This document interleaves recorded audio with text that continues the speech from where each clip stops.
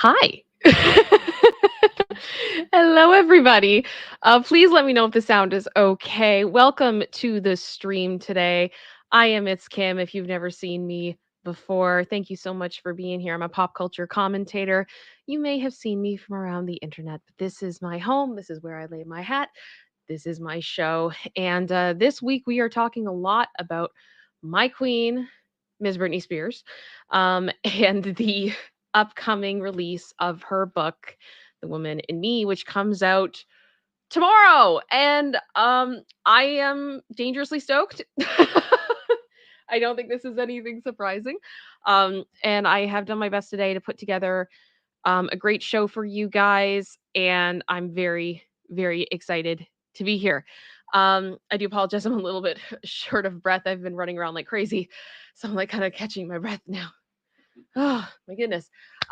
So I will say this is a live show. If you've never been here before, I do interactive live streams with my community, which I call my Space Angels. Um, I do tend to have a format, so I start with reading some headlines or the stories that are interesting me. I give my opinion. We tend to go below the headline, go for more context. Then we have a halftime portion where we just kind of talk, chill out. If anybody has any questions or anything, then we go into what we call the What the What section, which is where we visit a story or a page from the internet of something that is funny, crazy, interesting, all those things. And today is part Twoth of the saga that we have been going through, that we're going to call the Dan saga for now. I've already seen you guys very excited for this. um, and I have not seen part two. Producer sister, my partner in crime, has put this together for us so we can all be surprised together about what we are all about to experience. And then at the end, we just kind of have like a wind down time where we react to the what, and we just chill. And then that is the end of the stream. So we're going to follow that format. If you are watching on the replay, I will have timestamps so you can skip to whatever it is you want.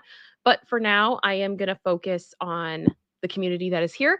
If you really enjoy my content, please consider liking this video. It helps out a lot. Please consider subscribing. I'm attempting to get to 30,000K subs, and I would love for you to be part of that journey with me.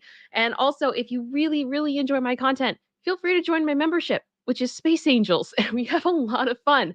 If you are in a place where you can't afford membership right now, that's totally fine. Make sure you allow gifts because we have a lot of very generous people here who gift memberships, and I would love for you to be a part of that. Speaking of which, I have to say thank you so much to Shauna, who before the stream even started gave 20 memberships. Holy crap, Shauna. Thank you. My goodness. Um, you are amazing. Thank you. And then General Scott also gifted 5 memberships as well. And General Scott also sent me a PayPal message. Thank you so much for that. I really do appreciate it. The PayPal stuff, if you do ever choose you would like to give to the PayPal, that just goes right back into the channel for expenses, subscriptions, and all those things that I have to pay for to keep everything moving. Also, I saw a super sticker from Aria for $2. Thank you so much. I am going to the other window so I can see what sticker it was. Oh, it is Farting Puppy. It is the Farting Puppy, as well as KDRs94 sent the Farting Puppy too. Thank you so much, you guys, for the super stickers. I very much appreciate your support. And welcome, Doro Zabi, a new member who just became a Space Angel, as well as the 25 other people who became members today. So we are at 26 members so far, which is crazy to me. So that is what's going on that I am attempting to catch up on. I think, have I got everything? Producer sister? No? Brandon just did one. Brandon, thank you for the super sticker. And I see it's the pair going, keep it up. I'm working on it. I'm trying. Okay. So that being said, this has been a crazy day so far, guys. I'm not even gonna lie. I've been running like crazy, and I'm so happy to be here. So the story today that we are going to be talking about, I'm sure you all saw on the thumbnail, is we're going to be talking about the pics.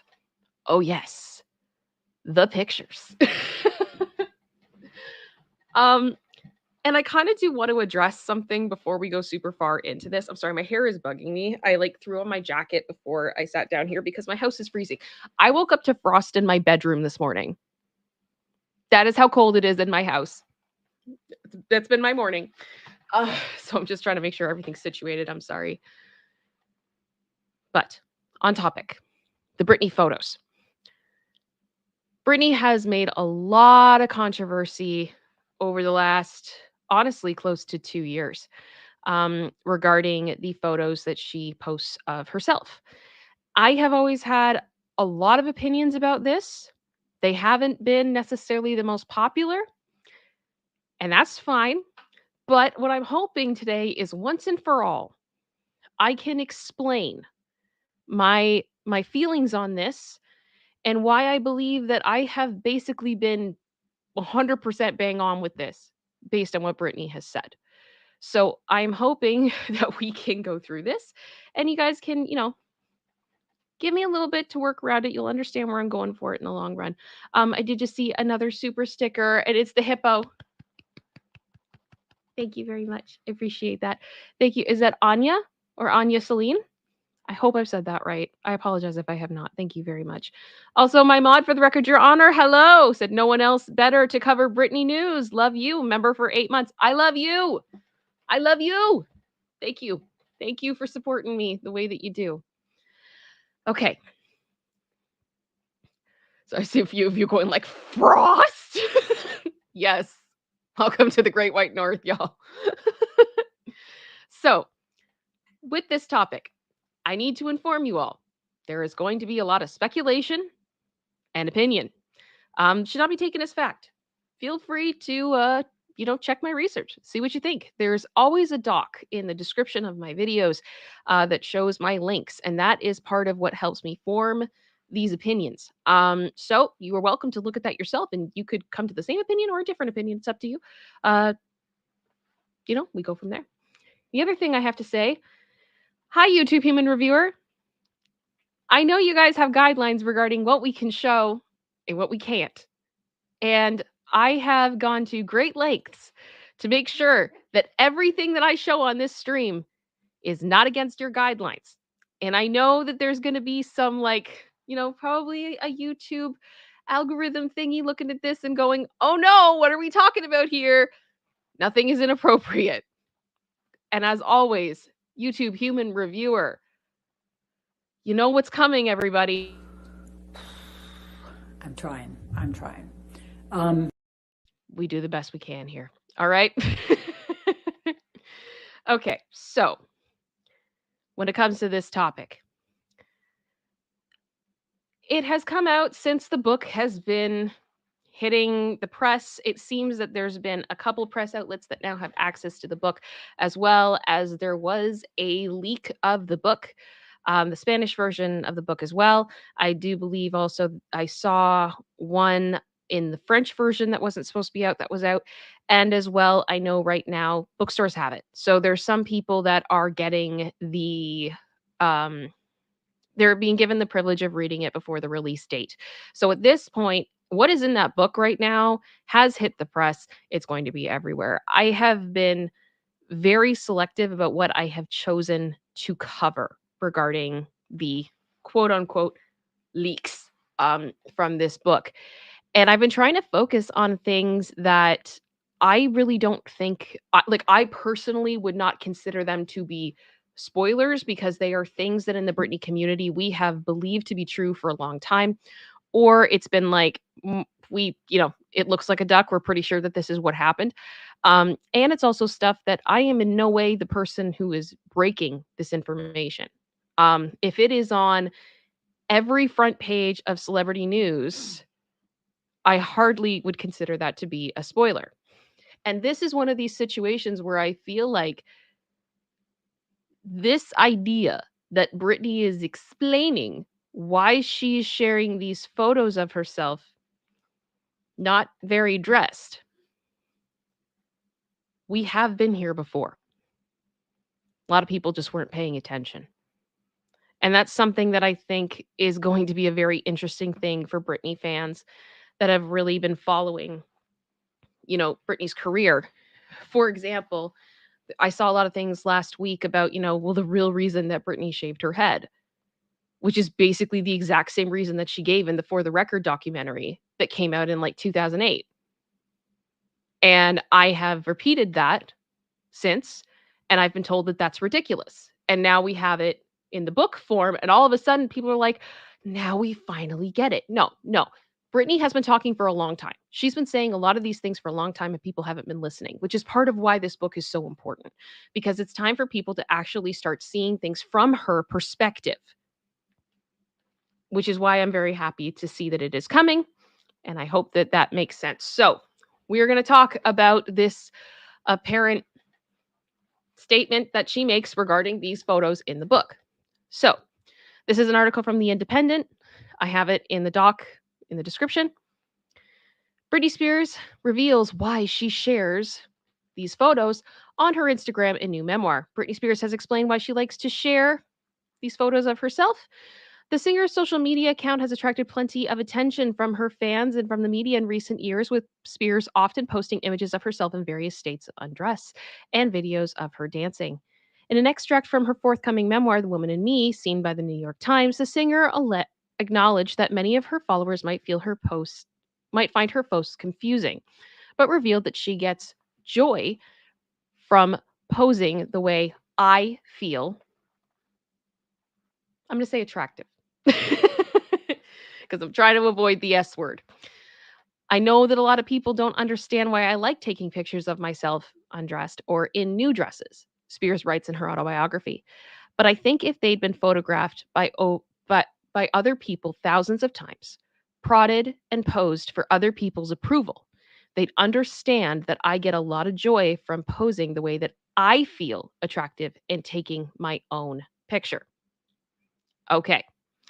So, I'm seeing people be like, this is a revelation. No, it's not, because this is basically exactly what she said in August of 2021. So this is taken from a BuzzFeed article that talked about this, and I'm using this because a couple of the Instagram posts they're going to reference have since been removed. Brittany tends to take down posts and repost them, and take them down and repost them, also change captions and things like this. But I do remember this. This did happen. So here were her quotes that she put on Instagram that were covered in August of 2021. Before I show you more pics of my body, I want you to understand my thoughts on exposing my skin. Later on in the article, she says, I've had a billion shows where I've done that to my horror. Well, sorry, as always, reading Britlish. I love her. And to my horror, well, sometimes I didn't look so great. Too many times, and it's embarrassing as F, but in my imagination, it felt great. I mean, I don't want anybody to see the big dimple on my butt, but I feel like performing made me too self-conscious about my body, and that's not attractive. Anyways, I bet you're wondering why I expose my body now. Well, it's because I was born into this world that way, and I honestly feel like the weight of the world has been on my shoulders, and it's made me view myself that way. I wanted to see myself in a lighter way, undressed like how I was born. I am a woman, a beautiful, sensitive woman who needs to look at myself in my purest form. No, I'm not going to be doing these pics for the rest of my life because that would get boring, but it sure helps when you need to feel enlightened. So, for her, this has been about empowerment. For her, this has been about freedom. So it's a bit more condensed in the book version, but the point of it is still the same. If I go back. So literally, she's been photographed by other people thousands of times. She gets joy from posing the way that she wants to feel, and hear why she feels free doing that. So, yeah, she knows exactly what she is doing. And I think it's important to remember when we talk about the, thousands of people taking photos of her, she's not lying. She's not lying in the least. This is actually, I took this from an article on MTV, and it is an older article. So the HTML of it is kind of weird because it's about but it's the way that it's formatted was for the internet like 15 years ago. not for today. So when you load it, it looks weird. So I apologize for the formatting. But they did this whole article saying Britney Spears' economy brings in millions from magazines, label, and paparazzi. And this section in particular, I wanted to show you guys. The paparazzi. Photos of Britney can bring in anywhere from $250 for a basic going to get a cup of coffee shot to $100,000 or more for an exclusive. Photo agency X17, which has a team that trails the singer everywhere she goes 24/7. Okay, do you understand? They had a team. They had a team of people that followed her 24/7. Estimates that Britney accounts for 30% of its revenue. In 2007 alone, X17 sold 2.5 million worth of Britney photos, including the $500,000 for its exclusive pics of the singer's head shaving incident. Britney accounts for 10 to 15% of business for its competitor Splash News, which brought in $200,000 for photos of Britney in a hot tub. At this point, the magazine estimates that Britney alone accounts for 20% of all paparazzi business. So when we're talking about photographs with Britney, we're not just talking about photo shoots, if that makes sense. She's also one of the most searched people and photographed people on the planet.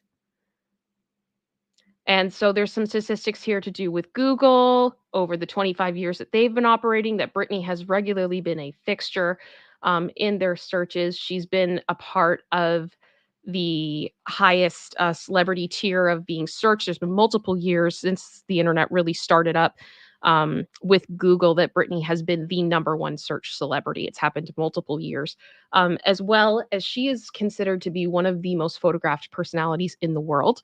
It does look like she is the most photographed woman alive at this point. The only person that I can see that kind of might give her a run for her money at this point is Kim Kardashian.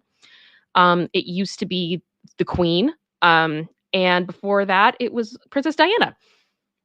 And before that, it was Marilyn Monroe. So that's the tier that we're talking about here of people being photographed, and that is Britney. So how many photos are we talking about? Well, I wanted to share this with you. I am a big fan of this website, and I'm going to give them a shout out. It's called BritneyPhotos.org. And this is a website that all they do is catalog photos of Britney. So what I want to show you here, I don't know how well you guys can see it. I'm trying to make it bigger. So these are the categories. So these are photo shoots. So these are by year.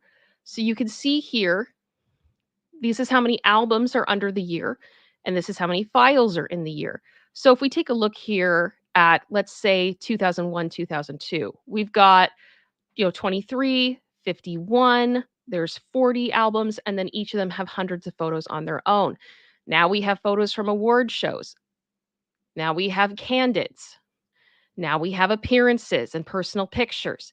Now we have performances, so tours and stuff like that. Then we have magazines. Then we have her merchandising stuff, captures from DVDs, music videos, on the set videos, and real estate photos. This collection alone has 57,257 files for Britney. And this does not really include the massiveness of the photos that have been taken of her from paparazzi. Um, for example, the candid section, which would be where you would have photographers just kind of catching random moments, 2007, they have only cataloged 14 albums. So I can tell you there were definitely more than 14 events that the paparazzi took photos of Britney in 2007. And I don't blame them for not having all of that stuff. That's fine. So we're talking about a lot of pictures and not including what the paparazzi was doing when they followed her, when they still follow her when she leaves her home. So I wanted to show you guys a couple photos of the paparazzi of what that actually looked like, in case we weren't familiar with it. So this was in 2007. Britney Spears is in that photo. Let me know if you can tell where she is. But she's there. Here's another one. So this was her just like trying to leave somewhere and get to her car. This is what she dealt with every day. There's another one. I love this one so much because this is her vehicle, and I believe she is driving or attempting to get into her vehicle in this shot. And this is also when people were criticizing how she drove.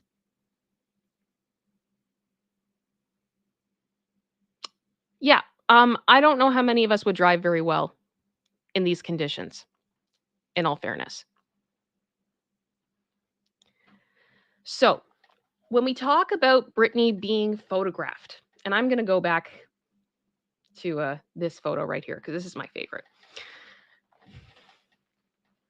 When Britney says that she has been poked and prodded and photographed thousands of people, many, many times, and that it gives her joy to have control over how she is posed, what she looks like, all that stuff. The average person isn't going to relate to that the way that Britney relates to it because what Britney has experienced is far different than what most people ever have. In 2007, she actually went on her website and made a post, and she would leave these like diary entries. Some of them were kind of sarcastic and funny, but she left this quote on one of them, and it was, "You'll never see it my way because you're not me." And I really wanted to say this today because I know tomorrow we're going to be starting to get into the details of the book. There's a lot of things that the media has not covered at length yet that I have a lot of questions about, and I'm excited to see how much of it the book will address. For example, we don't know the ins and outs of what happened at the VMAs when she performed Give Me More. We don't know why that all happened. There's been a few little things that have leaked, but we don't have a huge amount of information on that. There's a lot of questions about the conservatorship that have not been answered, and we don't know how many of those questions can be answered. There's a lot of questions about her family history that I think we're going to be getting into as well. That has been discussed that it is in there, but we haven't seen a lot of those details. There are so many things that are going to come out with this book. And the funny thing is, I see a lot of people saying, like, who cares about this? Who cares about this? A lot of people care about this. If Kate is right in the pre orders as of last week, we're at 9 million. I can only imagine what they're at now. And this is going to be one of the largest book launches in history.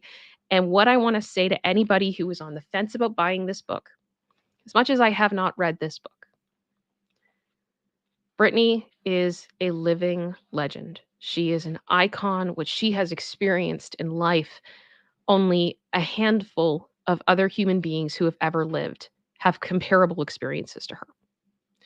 And she has the opportunity right now to speak and to tell people how she feels. One of the things that you'll notice about the other women who are on this list, as far as women who have been photographed the most in history, Princess Diana, how much could she speak about her experiences? Marilyn Monroe, how much freedom did she have to speak?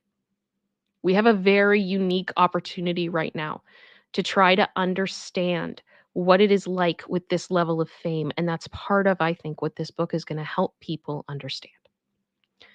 So I ask that if you are on the fence, please consider, because I don't believe that this book is just about celebrity drama. I believe that this is about culture. This is about what we have allowed as a society, what we thought was okay. And all of these things that happened to this woman, and then the way that we judged her for our own entertainment and put her in an incredibly vulnerable position where she was taken advantage of, where she lost her human rights, and she is now trying to rebuild her life. And I still see the judgment. I still see the ridiculousness. And again, what it boils down to is we will never see it her way because we're not her. We just won't. But this is the closest we're going to get. So,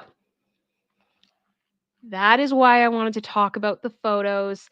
When it seems silly to look I'm going to go back to it here. And it keeps resetting on me. This quote: I know that a lot of people don't understand why I love taking pictures of myself blank or in new dresses. But I think if they had been photographed by other people thousands of times, prodded and posed for other people's approval, they'd understand that I get a lot of joy from posing the way that I feel good and taking my own picture. So I ask you, with all of that context, is this really a strange perspective for her to have? It might be strange for the average person, but it's not strange to her.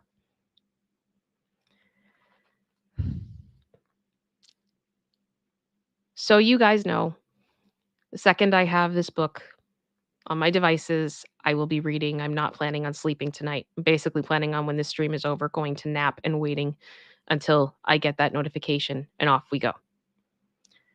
I'm going to be continuing to cover what is in this book, and I'm going to try to continue to do kind of what I've done today, which is explaining the context, hoping to put things in perspective of where people seem to have memories of goldfish when it comes to what this woman has been through. And, you guys are welcome to follow me on this week. I would imagine I usually stream on Wednesdays as well. I think we're probably going to have to do more than that this week. And I just would encourage you guys, if this is what you want, subscribe. Like the video, let me know, and we're just going to start digging. We're going to dig. And I am excited and I am scared at the same time of what we are about to find out. So, chat, what I would love to know from you guys, just as I wrap up the headline of this, is what are you excited to hear more about?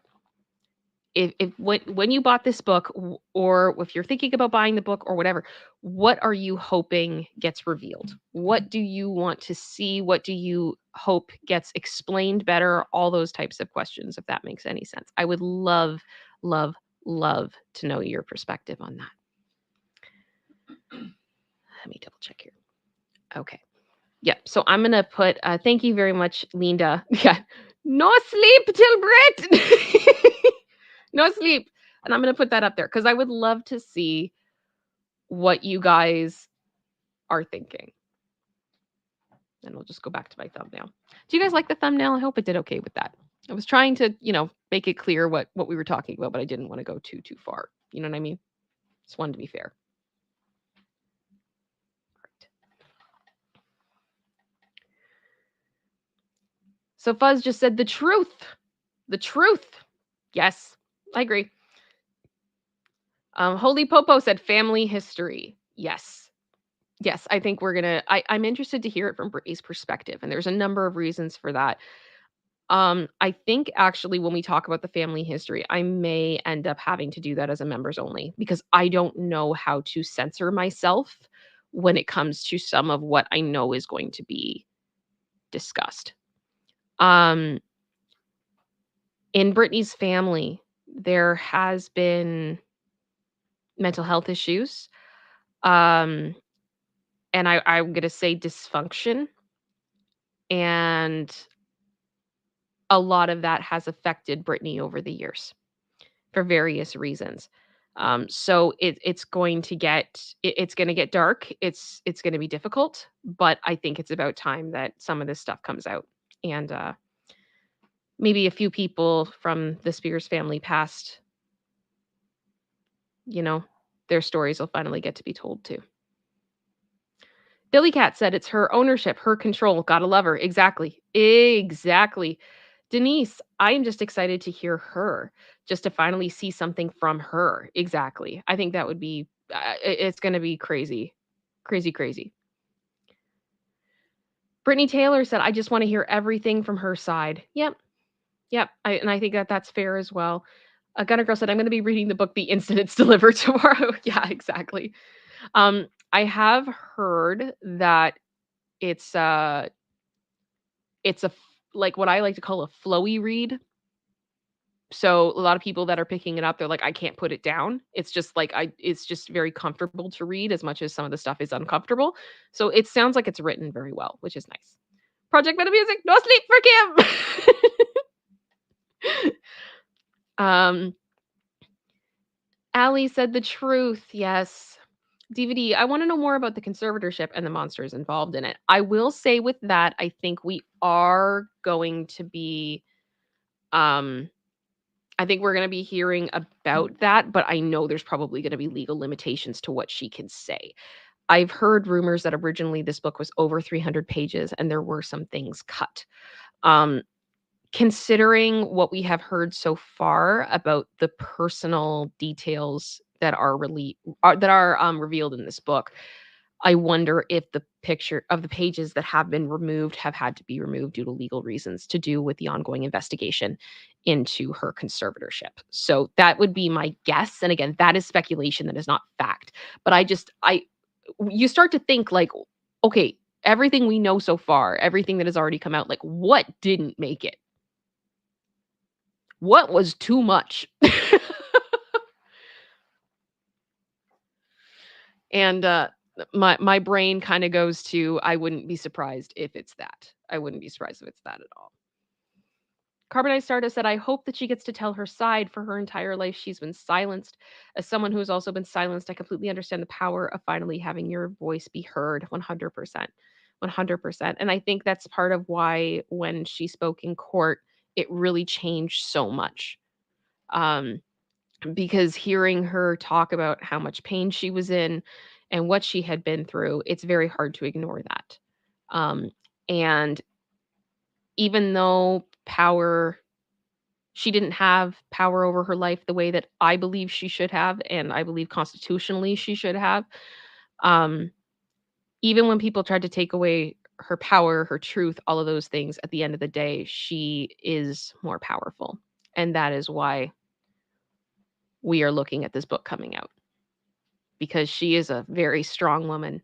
Very, very strong woman. Project Metal Music said everything. Oh my goodness. Oh, thank you, Linda. You have the best thumbnails. I try. I hate doing thumbnails. I'm so bad at it. Like, producer sister can attest. It's always the thing that I struggle with. You struggle with it, but you're not as bad as you think you are. I struggle with it, and I get like, I sometimes like I wanted to put like the YouTube community guidelines thing over her in the thumbnail, but then I was like, I feel like some people may not understand my humor that way. Like I know you guys will, because you know the struggle. You've seen me struggle with this. But I just, yeah, it's hard. It's hard. Hi, King Bob. And I know that's not your name on there, but I'm trying to be careful.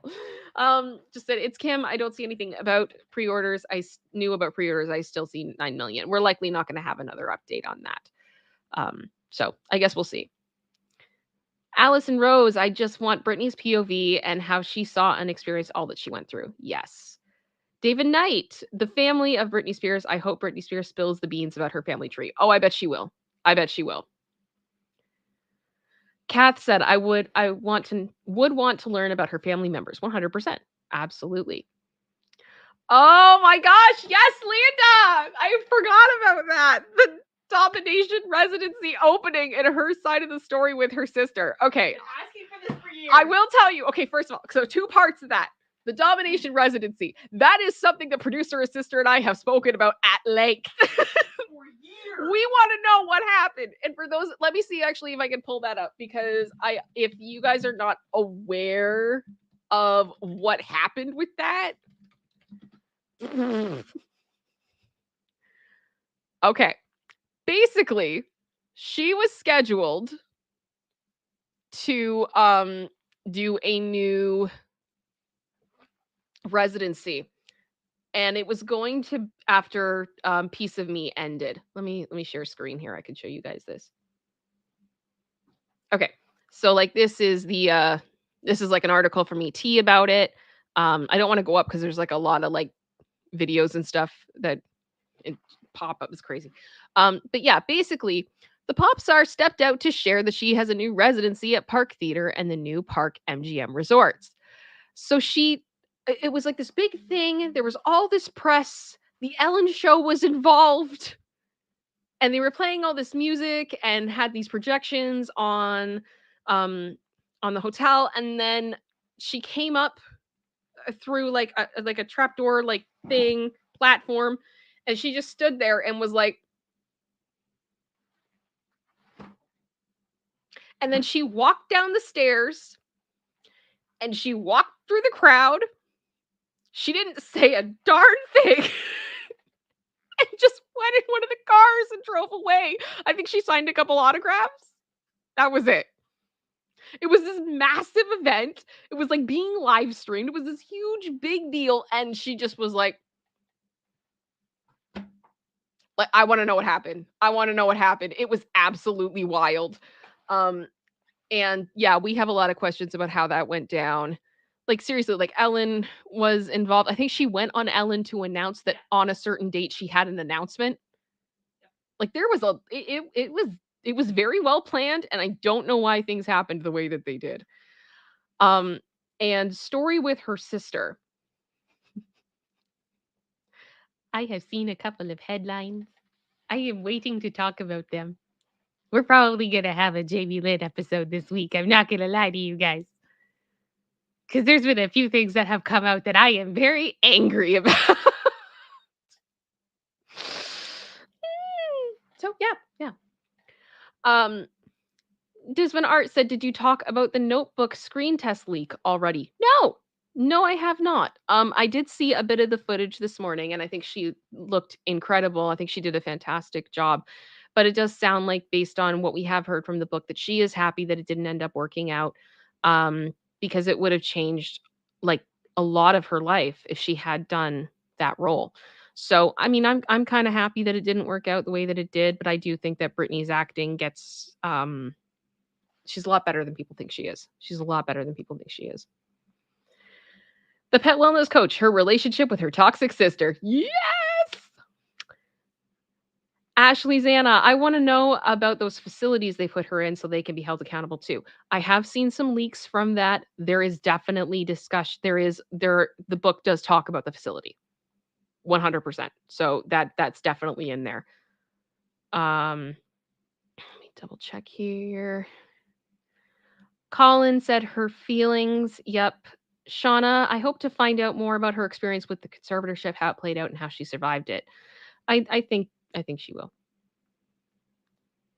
Um, da, da, da. Colin also said her feelings on Sam Asghari. That is likely not going to be in the book. The manuscript had been approved before they decided to split up.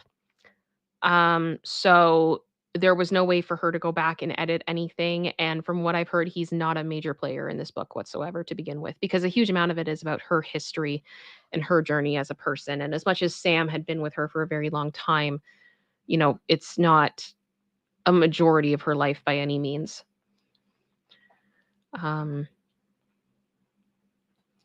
Maggie May said, if any of us had gone through what she had been through, we would have snapped. She is incredibly strong, and it's amazing to finally hear from her directly. Completely. 100%. Yes. Sage Warrior, as someone who revealed the truth about their own ABUSER recently, I want to hear whatever she feels ready to share. I don't have the right to make demands. It's all her choice/decision. And I think that's fair. And I think we are going to see some criticism from some people of like, why didn't she talk about this, or why didn't she talk about that? And it's like, maybe because she didn't want to, or maybe because there's legal reasons. She's already being so vulnerable with everybody. I don't understand that kind of criticism, but we know it will come. And I'm just happy that she is finally in a place where she can talk about what's happened to her in a way that she can control what's being said. So I agree.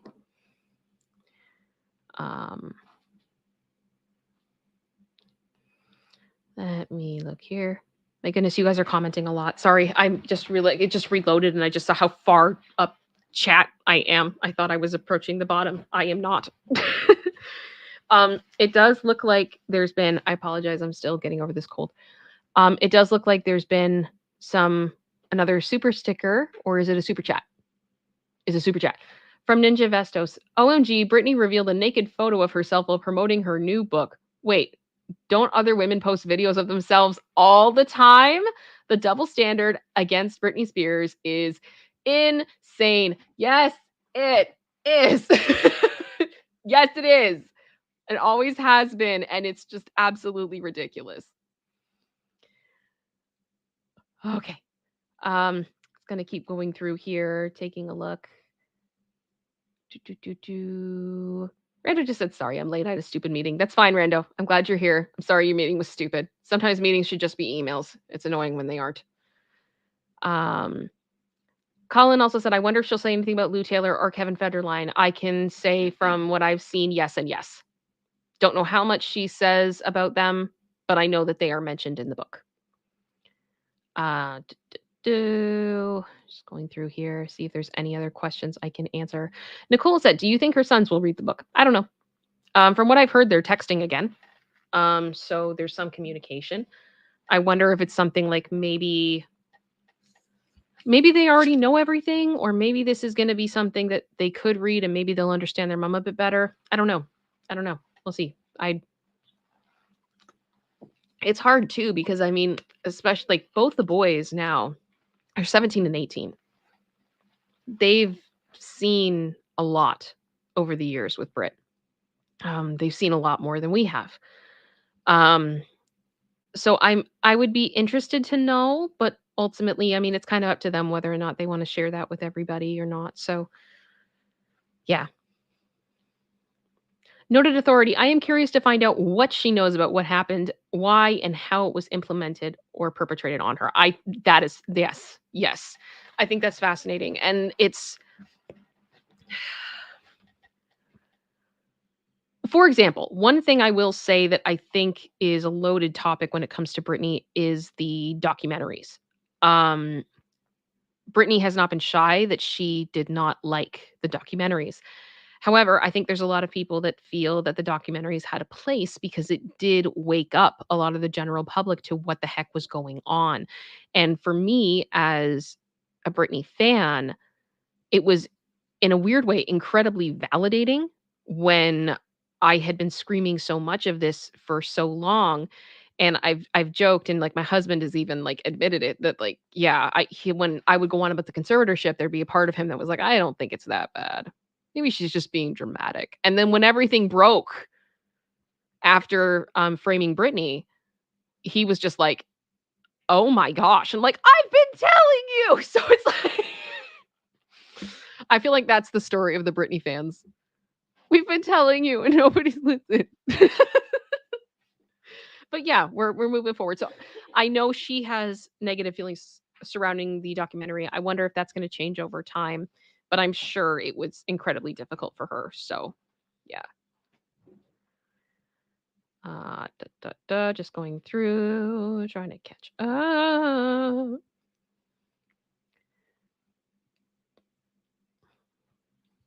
Yeah, Linda, just about the domination residency. Even the announcer was lost and confused, being like, "That's it."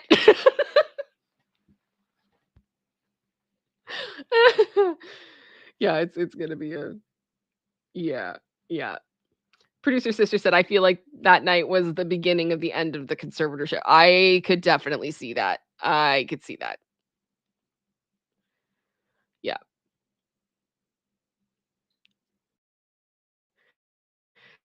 Yeah, Giaz, just said, "Yeah, she made an announcement for an announcement." Yeah, she did. She did. It's the most awkward thing ever. She, like, walks out on Ellen and goes like, "I have an announcement that I'm gonna make on this date. So my announcement is that I have an announcement." It was just like, "What?" Oh. What am I doing? Look, what is happening? What is happening? Yeah. Volume 2. I think there will probably be another one if this goes over super well. I wouldn't say it's coming out anytime soon. It probably would be something she would reevaluate when the legal proceedings have been when everything's rested, basically, then she can move forward. Okay. Pet wellness coach said, off topic, I'm digging your microphone. I need to get one. What is yours? Mine is a Shure. Should it's this one. I can't remember. There's no like model number on it.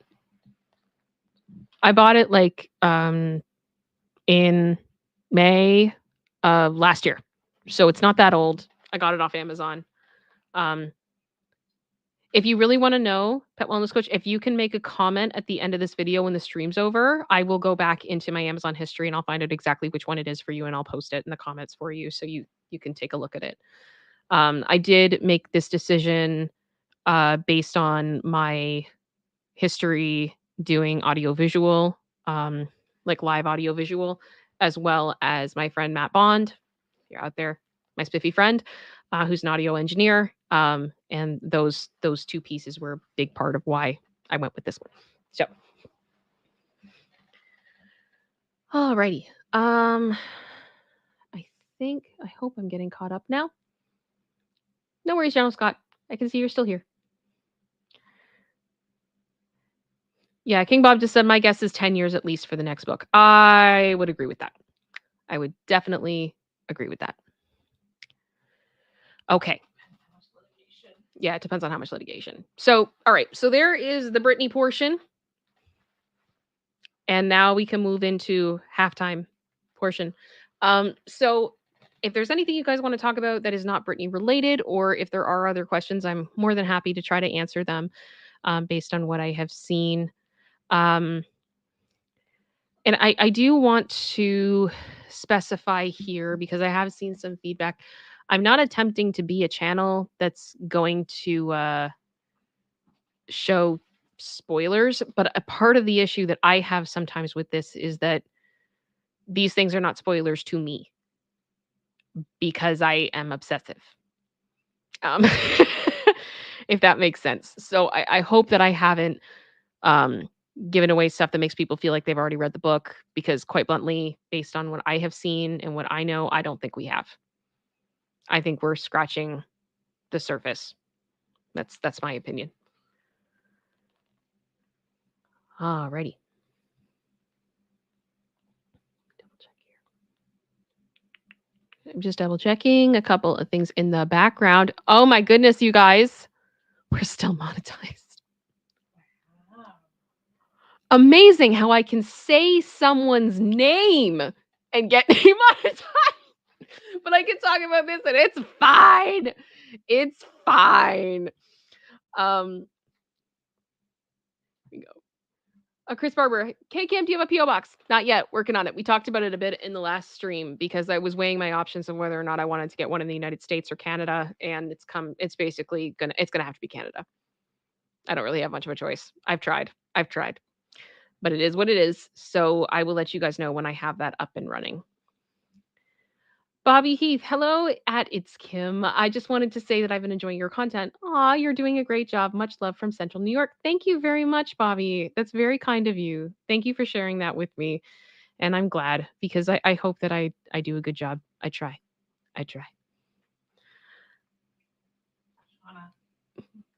Oh gosh. Okay. I'll get right to it. I just saw Denise say, you are the one I want to hear from for sure when the book comes out.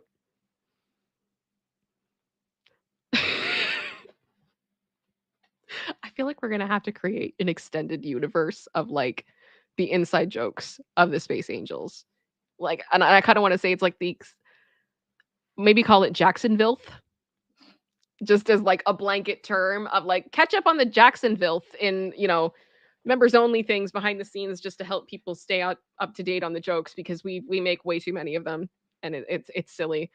Also for that purpose, I have been told in preparation for the saga today. This is the only spoiler I will share because it's the only one that I've been given, essentially, that I had to have a certain meme ready. And it's this one. Divorce, babe, divorce. So that's here now. I hope you guys are okay with that. We'll just have Adele popping in from time to time. I love how it's like it's just powerhouse singers at this point. We have like Adele, we have Jennifer Hudson. We're having a good time. Having a good time. Oh, hang on. Before I do that, Shauna. Shauna just gifted another 10 memberships, which I believe means that our memberships just went up to 36 today. Are you serious?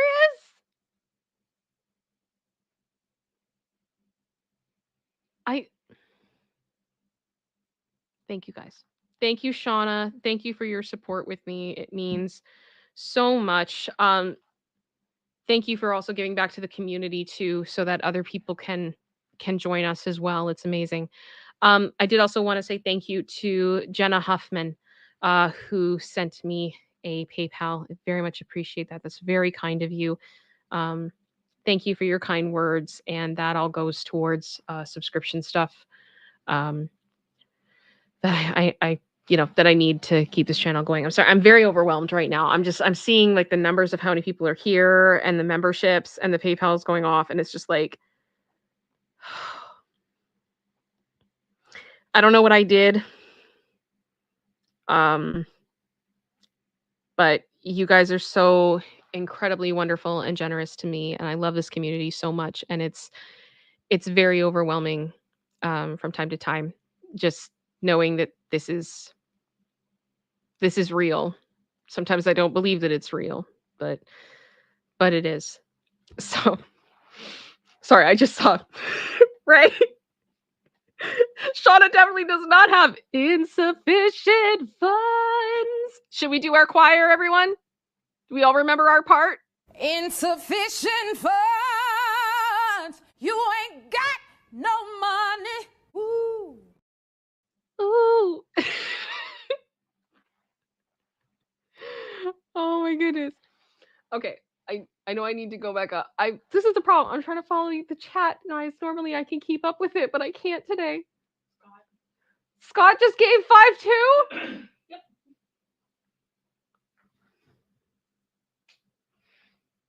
Thank you, General Scott. So that's 41. Yep. Thank you. Thank you. I very much appreciate that, Scott. Thank you. Okay. Yes, we got the ooh. Oh my goodness. Okay, so I did actually want to ask you guys. I do want to do a members only thing this week because it's been way too long since I have done a members only thing for you guys. And I was thinking about I know we're going to have to do potentially essentially a members only stream to be able to talk about Britney's family history because there are some things that when we talk about them, I think it's very important that we give it the gravity and the respect that it deserves. I feel very silly sometimes on this platform when I have to say things like unalived. Like, and it bothers me. And I've talked about this before that it's like if I talk about, for example, like what's happened to me in my history, that's considered to be too offensive to be spoken about publicly. And I kind of sit there and I go, it's offensive for you because that's like a reality for me and so many other people. And it really bothers me when that type of censorship is involved. And unfortunately, when we talk about Britney's family history, there is definitely going to be some very mature and dark topics that we have to talk about. So I don't want to have to censor myself on that front. I want to be able to talk about it the way that it deserves to be talked about. The other thing I was wondering if you guys would be interested in, because I keep seeing it come up and it doesn't seem to be going away anytime soon. And it's the retrospective of the interview that Britney did with Diane Sawyer. I believe in 2003 or 2004. And it's the one where Britney has said that she felt exploited. She was pressured into it. She felt she was set up to fail, to be humiliated. And it is absolutely wild when you look back at it and watch it. And I remember being really offended by it when it happened in the first place, but it's like it has aged like milk. It was rotten milk to start with, and now it's just its own ecosystem of gross. And I think it's one of those things that if we can talk about it and if we can talk about it and go over the parts of it now with the perspective of Britney from that time period and be able to maybe give context to the things that Britney maybe wanted to say and couldn't. For example, when she was asked about the ending of her relationship with Justin, um, Diane said something to the effect of like she says that like he said that you caused him so much pain and was getting really grilling into her. And Brittany kind of responded just saying like, I'm not saying he's wrong, but I'm not saying he's right either. I believe the quote was or something very similar. And now we know that what she was referring to personally is that he was also unfaithful and they had the pregnancy that had ended together as well as probably other things we're going to find out. So I would love to kind of have that almost like the Diane Sawyer interview, the redemption edition. Where Brittany has someone in her corner being like, no, but this, but this, but this, because I've been wanting to do that for a long time. So I don't know if that's something you guys would be interested in, my space angels. I am seeing a good amount of like people saying like, yes, please. So that's encouraging. Average Supreme. I was gonna say Avenger. You can tell I'm tired, man. Wow. Average Supreme, member for 2 months. Thank you so much. And said, smash that like button. Yes, thank you. Thank you for reminding the chat. Please do. And thank you so much for your support for me. Tyrena, I just saw your super sticker as well. And it is the hippos because we love the house hippos. We love the hippos. Um, Diane Sawyer, Rachel. I mean, no lies were told. Brittany Taylor just said, I watched it the other day and was so sad and crying for her from the start. Yeah, it's brutal. It's a tough watch, but I think also there is something to be said for when context can be given and truth can come out. I think it can be healing in some ways. I'm just taking a look. Oh, yeah, producer sister said Justin versus Britney's interviews compared. Well, we've already talked about Barbara Walters at that whole interview. I have to say, there was a part of me that just felt like so much better after I had that rant about Justin the other day. It was so healing to my soul. King Bob just sent in a super sticker. Thank you very much. And it's the doggy. It's the doggy that farts hearts.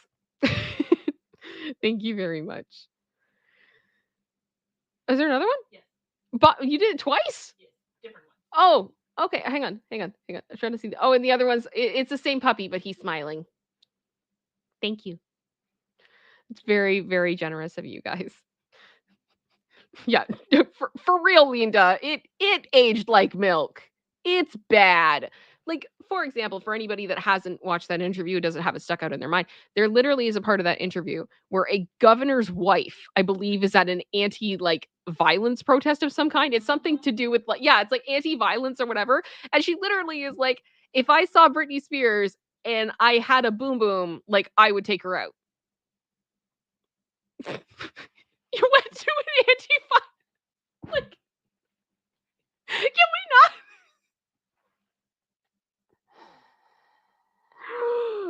Oh, it was insane. It was insane. And Brittany's response is, that's horrible because it is. And then Diane's like, well, because it's so hard being a parent. And I'm like,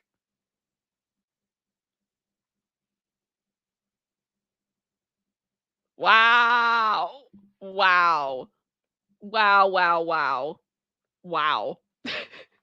Michael Nothing. Hello, my friend. Member for 2 months. Thank you very much. Great stream working and listening. I hope you're doing well. And I hope that it's been entertaining so far. Here we go.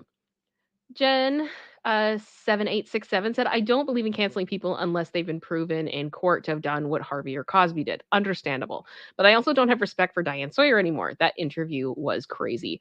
I think here's the thing. If Diane would like apologize for it and be able to recognize that it was wrong, um, I would be that would make it easier for me.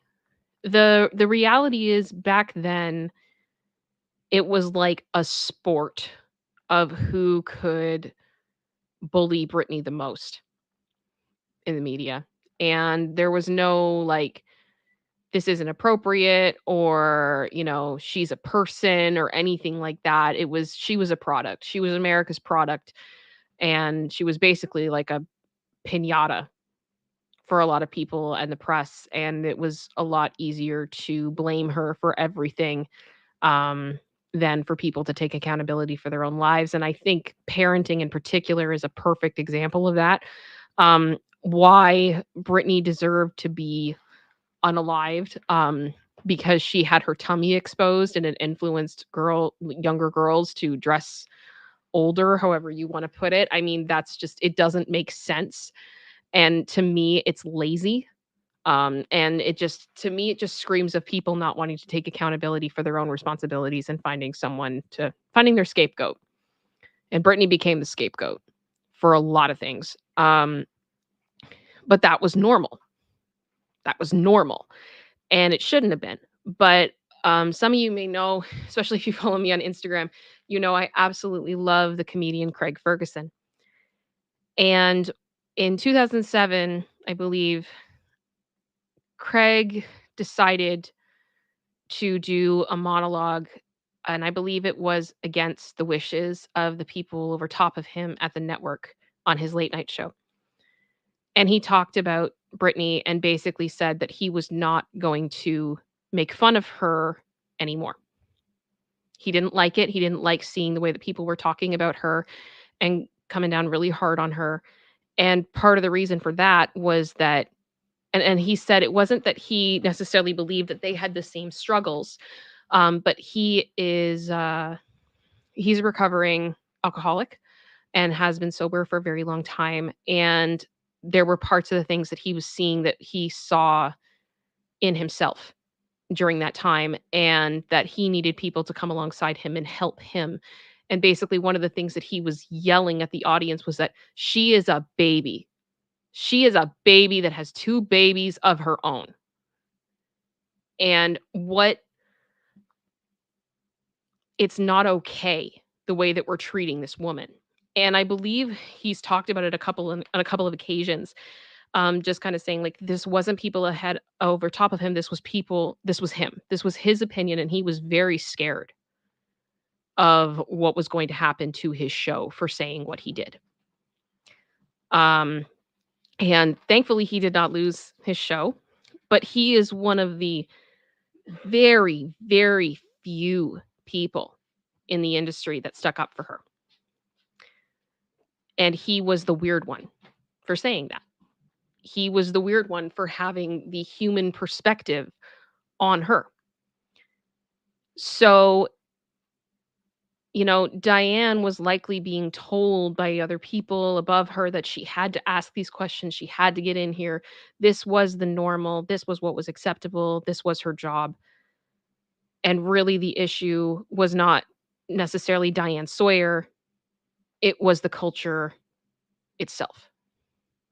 If that makes any sense, you guys, because I hope that you guys understand what I mean by that. Like, I'm not saying that Diane Sawyer is blameless by any means, but just that it was a different time, and being on the right side history at that point was not acceptable by a lot of people's standards, which is really unfortunate, but it is the way that it is. So for me, I think if Diane could be honest about it and apologize to Britney for her involvement in what happened, I think that would be a nice thing to do. That's my opinion. I just saw Anya Celine. I hope I've said that right. Just became a new member. Thank you so much for joining the membership in the Space Angels, as well as Wendy Newman. Thank you very much for becoming a member as well. Welcome to the Space Angels. And for everybody that, like, what are we at now, producer sister? For memberships? 43? 43? Yeah. Holy smokers. Okay. That's crazy. To the new 43 Space Angels. Oh my goodness, hi. If you go on my main channel page, there is a playlist there called Space Angels Only that is all exclusive content for my community members. I've made it all just for you guys. There is hours and hours and hours of content there. So if you feel like checking that out, you are welcome to do so. And I hope that you enjoy what is there for you. Alrighty. Kyle GT. At that time, the loudest voices were often the dumbest. Uh-huh. Uh-huh. There were a few other voices from that time that definitely spoke loudly about Britney, and I pissed one of them off so much they came at me on Twitter. It was quite funny. It was one of the highlights of my life.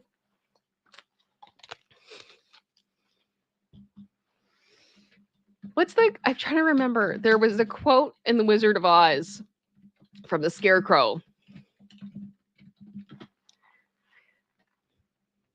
Yeah, and it was Dorothy said to the Scarecrow, "How can you talk if you haven't got a brain?" And the Scarecrow responded, "I don't know, but some people without brains do an awful lot of talking, don't they?"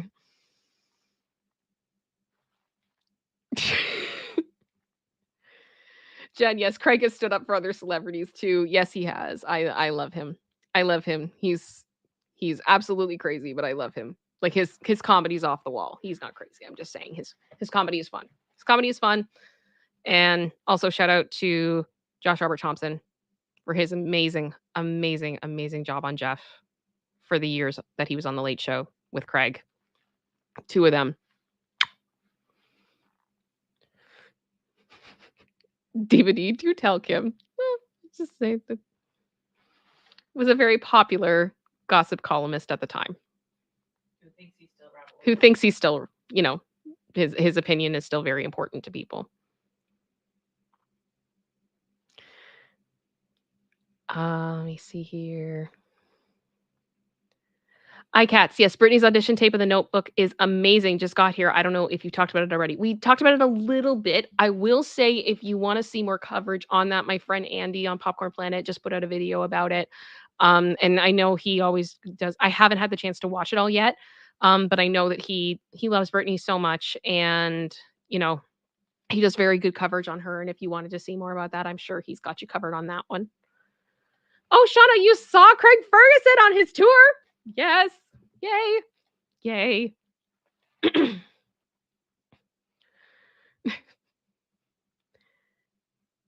We go. Fat to Fit Gregory said, I would love to know if Christina Aguilera makes an appearance in the book and if she has any opinions about her and that situation. I have heard she is mentioned in the book. I haven't heard anything like super negative by any means. And I think realistically, over the past couple of years, when Christina has been asked about Britney, she's tried to be very respectful and very supportive. And that I appreciate that she's been doing that. Little Monster 414 said he's from the UK, right? I'm assuming Craig Ferguson. Makes sense that he would stick up for her. He's from Scotland. He's from Scotland. All right. Well, I think I finally have caught up with the chat. Oh my goodness. Oh, KDRS94, did you see the Brand Inquirer front page about Britney and I'm assuming Amber Heard?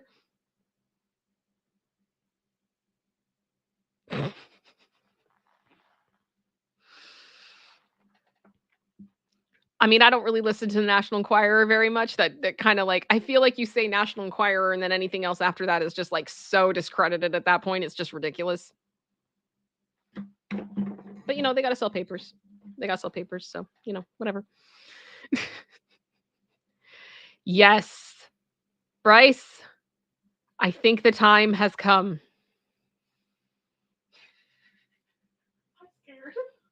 I'm scared. I'm excited. So, for those of you that have not seen the show before, we have a section here called What the What, where we find something on the internet that is entertaining and we enjoy it together. As a rule, I do not see this content before I share it with you. And we do that so my reactions are authentic. Because I know how annoying it is when you watch people that are reacting to things and they know what's coming. I have no idea what's coming, other than that producer sister recommended that I have the Adele meme of divorce, babe, divorce on speed dial, ready to go. That's all I know. So this, yes, okay. So producer sister, I will read that comment. I'm just going to do a little bit more introduction to this a bit. What we did, I believe it was last Wednesday, was we read what became part 1 of what I'm calling the Dan Saga. And it is a story about a family, essentially. Definitely had some drama. I believe there's a recap of a bit. Producer, sister? Within the story, it gives a bit of a recap. Okay. So it's not a specific one, but it gives you something. Within the story, there is a bit of a recap.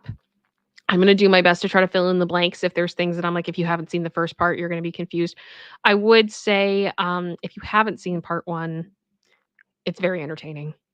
I would encourage you doing that. I'll put a link in the comments below so you'll know where to go if that's the case. But we are going to move into part 2. There's a lot of people who have seen part 1.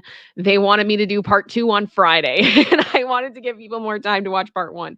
So here we are. So this is what I'm calling part 2 of the Dan Saga. Producer sister wanted to say, so the first update is from February. And then we get a post from the last couple of weeks. So this is current. This is still happening. This is going on. My goodness. Jean Rick, thank you so much for the super chat. You're the only one I want to hear from on Britney. That's very kind of you. Thank you. Thank you. And I'm glad to see you here. Kyle, just to get the ball rolling. F you, Dan. Oh my gosh. Okay. Okay. All right. So I am going to have to probably take a few moments sometimes to breathe, because I've been told that this is, we have another 26 slides. Why are we laughing, producer sister? People. Okay, producer sister is enjoying the chat, guys. I don't. I'm more invested in the damn saga than my own life. Who said that? Oh, is it? Sorry. Medora Art. I won't lie. I'm more invested on Dan Saga than I am my own life. What have we done? I didn't think it would be this big. 26th slides. Yep. To put it in perspective, the first part 1 was 30. Yes. Yeah. So we're like the same, basically about the same amount of information. All right.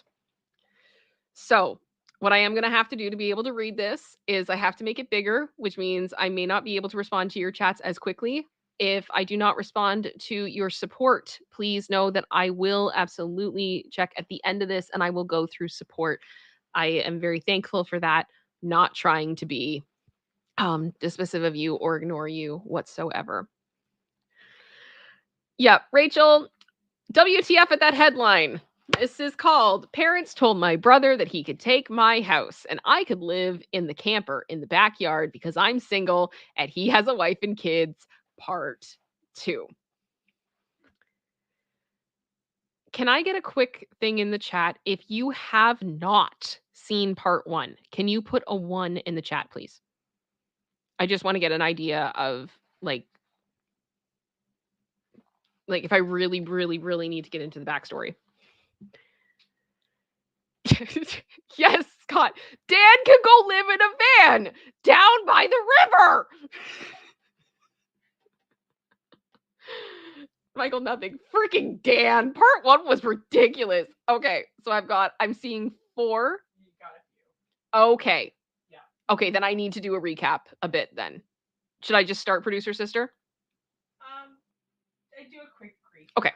Shauna, also thank you very much for the $20 super chat. Shauna, you are spoiling me today. Thank you. Oh my goodness. Sorry, just double checking here. Why do I have it? No, Audible, do not do that to me. What? Audible just sent me a notification and I went, is it downloading? Like in my head. No, it's not. I just had hope and then it disappeared and now my heart is broken. Average Supreme sent a super sticker of the hippos. Thank you so much. I see that that is the third super on a live stream you have done. Thank you very much. Okay, so here is the deal. Original poster, who he's the person who has wrote this story and has shared this with Reddit. So I'm going to call him OP, just so you guys know. So when I'm referring to the person who's telling the story, original poster, I'm going to call him OP. OP is a young man who unfortunately has grown up in a situation where his family was very dysfunctional. Definitely a situation where his sibling, Dan, was the golden child of the household. He was very much, and OP was the scapegoat.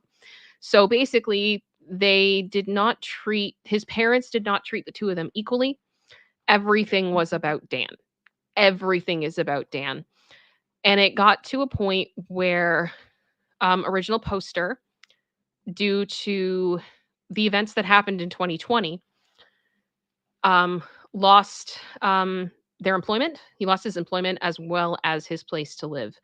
And in desperation, he sold many of his belongings, bought himself a camper that he hooked up to his truck, and lived out of that camper for close to 2 years. And he worked his butt off to make enough money to have a down payment to buy a house for himself. So he moves into this house. He, through this time, had actually tried to be able to park his camper in the driveway of his parents' place. They said no. But at the same time, they are housing Dan, his wife, who's apparently a piece of work, and their 4 kids. So Dan gets to stay there. And from the sounds of it, like he's, like I don't even know if he has to pay rent or anything. It doesn't sound like it. And the mother is like their mom is taking care of the grandma is taking care of the 4 kids. Sister-in-law of OP is very entitled, such a mess. So basically, family would bend over backwards to help Dan, but they literally left OP out in the cold. So he ended up parking his camper where he worked like 7 days a week, showered out of public showers, things like that, did that for 2 years, bought his own house, moved in. Then his family gets the bright idea, well, Dan needs a house more than OP, so we're going to try to take OP's house. And I mean, the cops got involved. They broke into his house. They drilled through his lock. They tried to fake a lease agreement, which did not happen. It was absolutely disgusting the way that they treated this man. And so OP basically said to his family, I'm done with you. Get out. If you don't leave, I'm pressing charges. I want nothing to do with you. Okay, bye. All right. So they leave. Things seem pretty peaceful for a while. His extended family finds out what's going on. They all side with him. They all go, no, we're here for OP. I cannot believe that the parents and Dan have done this. It's just disgusting and we're not here for it. So they all decide to have Christmas together at OP's new house. Very lovely. And guess who shows up at Christmas?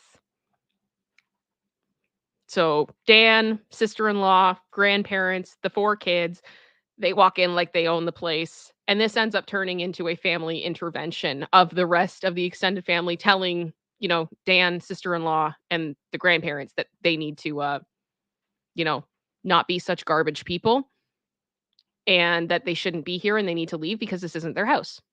And they were absolutely disgusted with them. So they end up leaving. And that was basically where we left off. So there's been At this point, legally, Dan and his wife and OP's parents broke and entered into his house, tried to do a false lease agreement to take this house. They have been, from the sounds of it, very close to, if not physically, involved with OP in a way that they shouldn't be. They have shamed him. They actually called him a bum when he was living out of his camper. And the idea with when they tried to take the house was basically they said they could take the house and OP could go back and live in his camper because he didn't deserve it. So we had a lot of feelings in this chat, many of support of OP. And then we found out at the end of everything after Christmas, more has happened. And that's where we're picking off. That's where we're taking off from. Chad, is there anything I missed that you think is really important that I did not say? Producer sister, anything? I think, yeah. Yeah. Okay. Alrighty. Exactly. The trash people. These are the trash people. Yeah. Yeah. What? Dan doesn't pay. Rando from Iowa said Dan doesn't have to pay pills. So where the F is his money going? According to OP, it is going down. It is being spent by sister-in-law who is a very heavy drinker.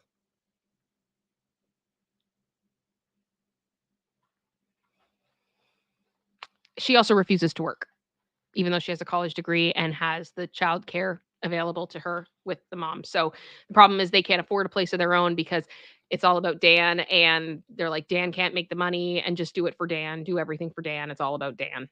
Dan, Dan, Dan. Dan, Dan, Dan. Which is why Kyle started us off with the lovely comment of, to start off, F you, Dan. So here we go.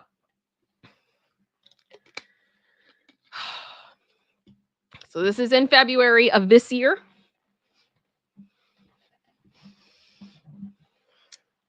Sorry, I have to put this up now. General Scott. This is like a soap opera. Next time on Jacksonville. This is the soap opera of Jacksonville. All right.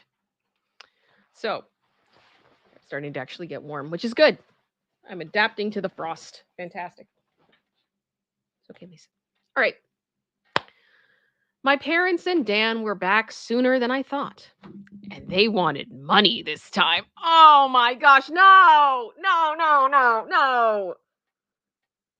This will not surprise some people who commented on my previous post because my parents did some of the exact things they said they would, which was wanting either my money or my signature. I did expect the classic lines of narcissists saying that I owed them or give me some kind of socialist BS of sharing the wealth. But that was just my imagination running wild. The ensuing situation was something similar to that, but much more tame, I guess you could say. They seemed to know not how to push me too far now, and they were almost aiming for pity. It began with when my parents recently got in touch with me through social media and asked for a meeting in a public place of my choosing. It just screamed trap. But I wasn't afraid. In fact, I was amused. They know that I am not to be effed with anymore. I think they learned that when the cops were like all over his house and yeah, the cops were on his side. We'll put it that way. So I could only wonder what they wanted this time. I picked a local restaurant that may have a name of an olive and a garden in it, and we met up there. Dan was with him. Was with them? Okay. Hi, Dan. But he kept his mouth shut most of the time. We had an awkward greeting, ordered some drinks, and then cut to the chase. My parents begged me to help Dan get his own apartment so he could finally move out. Apparently, Dan's credit isn't so great. I'm sorry. I'm sorry. Oh my gosh. Gee, I wonder why. Could it be that his wife regularly spends him into a hole? Well, they asked that I help by either supplying some capital or by co-signing for the apartment and helping to pay the rent for it.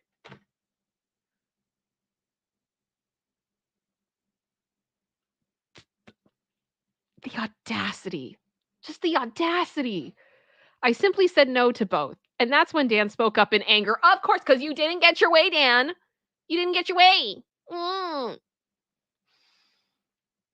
Dan spoke up in anger and yelled at me that I have so much and I don't have a family to support like he does. He needed my help, and I should be sparing the money for his family since I don't have one myself. I laughed and asked where they were when I needed their help. Oh, that's right. They were pointing and laughing at me for being homeless. Or should we go further back in my childhood? I'd love to devolve into with plenty of ears listening around us. My mother grabbed my hand and begged me not to speak of any of it. Right there! You know you're guilty. You know you're guilty. How do you?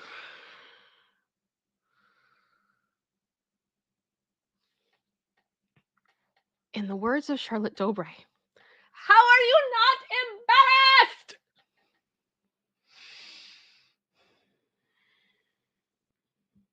My father and Dan both looked away and said nothing.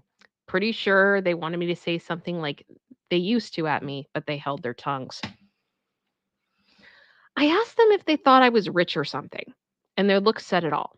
And when I told them I don't have that kind of money, they looked at me like a deer in headlights. I broke it down about how much I'd managed to save for the down payment on my house and the way that I had to live in order to save that much so fast. And then how I spent nearly all of it on the down payment of my house. I'm still in financial recovery. I did have monthly income to spare, yes, but most of that was going right into my savings. I asked Dan what his yearly salary was, and when he told me, I pointed out that it was actually a bit higher than mine. Then I loosely broke down things in rough math in front of my parents about how 70% of my income goes to my mortgage, insurance, gasoline, internet, phone, food, and other bills. And then there's like maybe 30% left at most that I can put into savings. And I need that money to get saved to get back on my feet in time. And I have to make sure that I have savings to fall back on. My truck is from the 90s, so if it were to break down, I would need money to either fix or replace it. And there's other things one would need a rainy day fund for, like home repairs, doctors, taxes, lawyers, or anything in general that you need quick cash for when it's a sudden unexpected expense. So as you can see, I just can't spare money for Dan. And I also refuse to co-sign for anything that would leave me on the hook for any bill Dan couldn't or wouldn't pay. Then I pointed out that that's likely why my parents didn't co-sign for Dan's apartment themselves long ago. And my mother just started crying again. And that's the thing I kind of sit there. Like, if this is your golden boy, why aren't you doing more? Right? Like, why is it OP's responsibility? Why? I just I was pretty much one step ahead of them in all this. I'm not an ATM and I am no fool. And I stated that right to their faces. I expected my father to become angry with me like he always does, but this time he just, well, didn't. I've known this man to explode on me for the slightest provocation of not enabling my brother all my life. But this time he just didn't do that. There wasn't even a sneer on his face. The only way I could describe the look he had was regret and defeat. Maybe regret for being a crappy parent. Or maybe regret because he can't bully me around anymore. Who knows? Probably a bit of column A, bit of column B. Either way, my parents couldn't really argue with me, and I wasn't about to give them any money. Dan just got up and said this was all a waste of time and that he was leaving.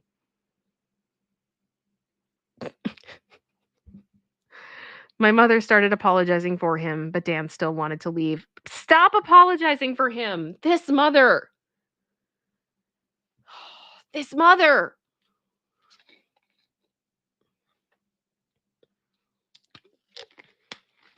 I can't. Then, just to kill with kindness, I offered to buy them a round of unlimited soup and salad while we were all there. I guess they couldn't turn down free food since we hadn't ordered anything but drinks yet, and they stayed. I went out of my way to talk about anything other than money. Dan remained quiet and was either eating his food or looking at his phone. But my parents just awkwardly talked with me. They brought up that they've recently joined a local Christian church and that they'd already been going for the past 2 weeks. Oh, wow! I said, good for them. And of course, they started trying to advertise that they'd like me to go too. Oh my gosh, no, no, no, no, no. I simply said no thanks, and they were smart enough to not push further.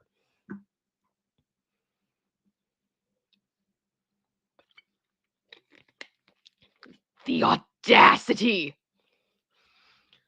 Audacity. I'm sorry. I just looked over at the chat. I'm sure you guys are all freaking out right now.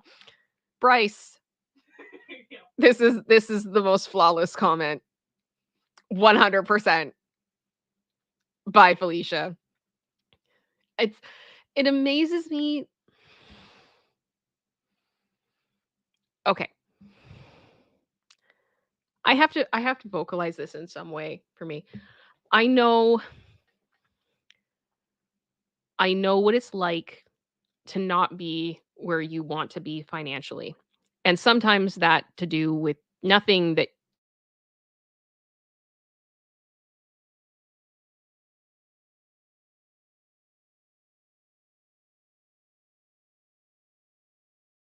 you and it sucks.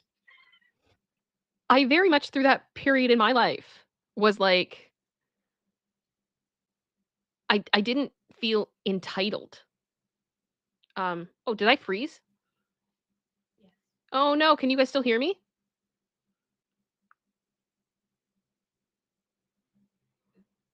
Okay, are we back? Yeah. Okay, sorry about that. No, I didn't feel entitled to things. Is that fair, producer sister? Mhm. Yeah, because like I mean, in all fairness, producer sister was a massive help to me through that time, and my family. But my response after getting out of that whole situation was, how do I build my life again so that never happens again, and I'm never a burden to the people that I love in my life ever again. And I'm very thankful for that time frame, and the support that I had. But I even at my worst, my absolute worst, and I mean like on government assistance, not able to work, barely able to get out of bed, I would have never done this. I couldn't have found no. No, I could have never done this. And I think that's why it just baffles my mind so much that people feel this way. Just ew. Okay. Colin just I thought she was just giving the bruh face. I mean, pretty much, yeah. When the meal was finished, Dan left a $10 bill on the table for the tip and walked off without saying another word to me or anyone. My mother just excused his behavior and we all parted ways. And mommy, that's part of the problem. He's a grown man. You need to stop making excuses for him. That was about it. Not nearly as much drama as I thought there'd be, but this is still far better than how things used to be with my parents and my brother. As for sister in law, well, she's been regularly complaining online about my parents. Oh, I'm in shock. Um, sister in law seems to be a book of faces warrior. She makes a lot of comments on social media that the families see. So, yeah. She really doesn't seem to like the fact that she's not the queen bee of their house. And I think her toxic is finally getting to them. Why else would they be so desperate to come crawling back to me? Sister in law actually wants my parents to move out into a camper like I had to do in order to make space in the house. And she's being told no every time. She does seem to have a following of Karen minded people like her, though, because here and there I get messaged by someone I don't know and that are intent on raging at me for not giving up my house to sister in law. Okay, I have a theory on that right away. I don't think they're probably like minded Karen people. I think it's probably her and alternate accounts.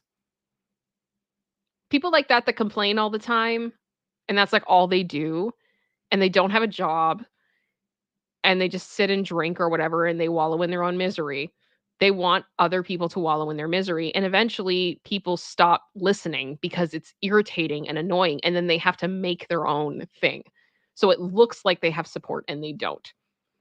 That's my theory right there. Okay. Because, yeah, here and there I get messages from someone I don't know, intent on raging at me for not giving up my house to sister-in-law. I don't bother to argue with these people anymore. I just block and move on. Yep. Though there was one persistent troll who had my phone number, and they'd call from a different number every time. Yes, it seems to be the same person who called me to say that I need to make way for a real family man like Dan, but I could care less. The calls, though, seem to have slowed down, if not maybe stopped, because I made it clear to that person that they were only amusing me by keeping this up for so long. The last time they called was around the beginning of the month, and it's been silent from them since then. Okay. Now we're in October. Look, we're in October. Yeah. So like this month. Yes, this was posted October 5th. Okay. Well, I figured I'd wait half a year or so after the original post to update everyone, but it ended up being longer than that. Yes, things did go bad again. No. Oh my gosh, OP. Oh gosh. Okay. But not really for me for the most part. I'm pretty much fine. Good for you. If not almost unscathed since last Christmas, apart from the time my parents and Dan came to me for money, as my last post told, and a more recent confrontation between me and sister-in-law you will read about here. Oh my gosh. I did get a few cameras for my house, including a Ring doorbell in front. I didn't tell my family about the cameras just in case, but thus far no one has attempted to break in. I think the way I outed them all before scared them into leaving me alone for the most part anyway. I've taken to renting out 2 of the rooms in my house, one to a close friend and the other to a friend of said close friend. Both have been fantastic tenants. They know how to keep quiet and leave me alone most of the time, and even have small refrigerators they keep in their rooms, so I don't need to keep any of their drinks in the main fridge. The deal I gave them on rent was too good for them to pass up. It increased my monthly income well, and even after taxes, I'm still monthly putting away some decent amounts in the bank since the rent money pays for a good chunk of my monthly mortgage. That is fantastic. Good for you. Good for you. And you know what I have to say too? I love that it sounds like he's giving them a more than fair deal. Right? Giving back. Yeah, like he's helping out a friend and going like, "Yep, I know what it's like. You know, help me pay for this place and you can stay here," type thing. And I think that that's fair. And he's not trying to gouge people. You're probably wondering how my parents, brother, and sister-in-law took to me renting out those rooms to friends. Well, the answer is not well. I am in shock. I am in awe. I am amazed. My father and Dan stayed out of it, but sister-in-law freaked out, which made my mother come crying to me over over how I could rented those rooms to friends of Dan. How I could have rented those rooms to Dan and his family instead. And we had a bit of an argument in which I pointed out, for one thing, they effing broke into my house before and tried to steal it. The conversation should be over. That's it. Nothing else needs to be said.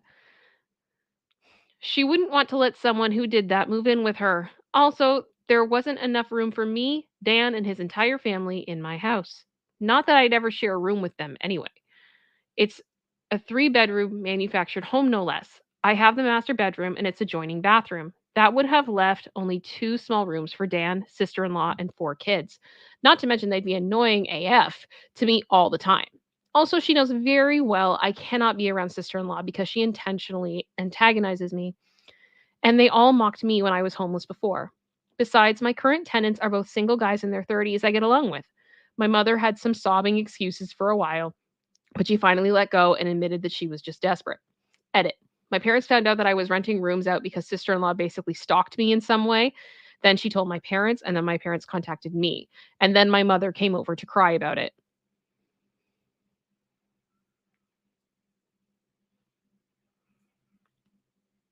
I have a theory. What's that? I think sister-in-law might be into OP.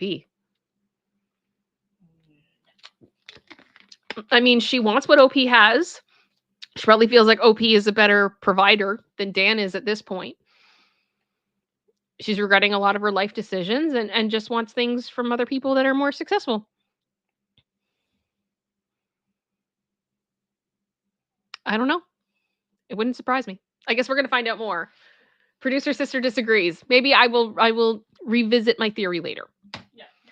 Since my parents haven't bothered me once about the house, so things are good for me. My parents and Dan, not so much. Turns out sister-in-law is a far worse person than I ever thought. I already knew she was a gaslighting, self-victimizing drama queen, but she sank even lower because Dan's youngest child turned out not to be his.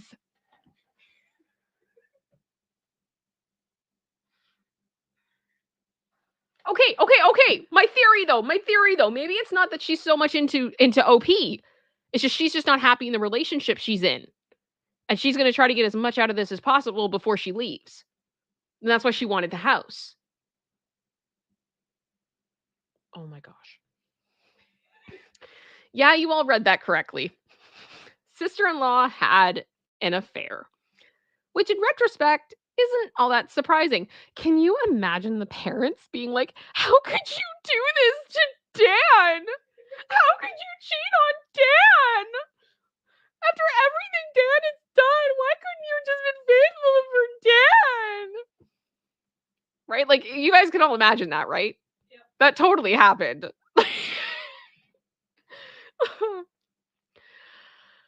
Oh, okay.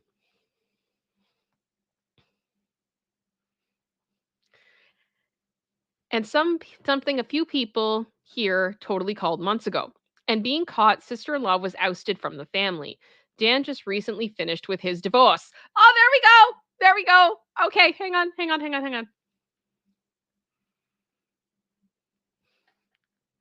What did they have, guys? What did they have? Divorce, babe, divorce. I mean, I'm honestly kind of happy for Dan. All things considered.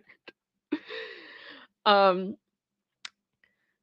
recently finished with his divorce, which actually went in his favor since we thankfully live in an at-fault state. Dan also sued to get his name taken off the birth certificate of the youngest child and won. Good for you. Basically, after the incident where my parents tried to force me to hand over the house, things got pretty tumultuous over at their house. Sister-in-law blamed me a lot. Shocking. She was convinced somehow that I had tons of money, like I'd won the lottery or something, and that I should share the wealth. Apparently, it was her idea that they come to my Christmas party because she hoped they could all try to get on my good side.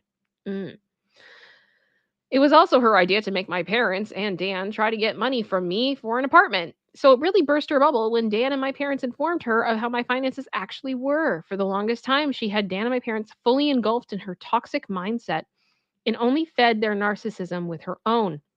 So her blaming me made the rest of them blame me. Okay.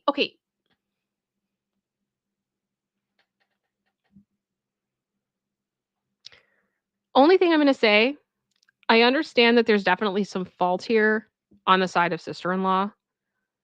But OP, I mean, your family's blamed you for everything this whole time, right? They just needed an excuse. That's all they were waiting for, was an excuse, and they got one. I still blame the parents and Dan equally. I don't care. Like, does that make sense, producer sister? You know what I'm saying? Yeah. Like, it's not it can't be like, "Oh, well, it was sister-in-law's fault." And I know that there's probably a level like I think we all want to believe that people in our family at the end of the day are good, but sometimes they're not. And I just don't think that these people are good people. And if they try to manipulate this to be like, "Oh, it was sister-in-law," it's so they can get their claws back in and further manipulate you. So I would still be like, you need to be no contact with these people. These people aren't your family. They're not. They remove themselves from that group in your life. They left that group chat, you know? Yeah. That is until what happened in front of the police when they tried to steal my house, and that's when the downfall for sister-in-law really started. My parents and Dan were apprehensive about coming to my Christmas party after the way I'd outed them. But sister-in-law convinced them to just throw together a few cheap gifts from what they could get at the last minute and show up because he'd never throw us out once we were already there. Boy, was she wrong. She gambled on that plan, and I, with the complete blessing of everyone I invited, threw her and the rest of them out.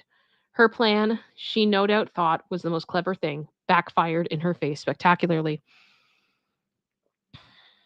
The other thing, too, I think is important to remember with this to OP is that your family had absolutely no problem of snatching away what you had worked for to give to somebody else. And my hope for OP, honestly, out of all this, is that he will continue to rise and be independent and build a beautiful life for himself. And you just don't want people in your life that want to sabotage that.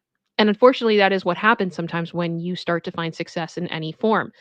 Um, I think sometimes when you surpass other people's expectations of what they think you can achieve, they basically have two options.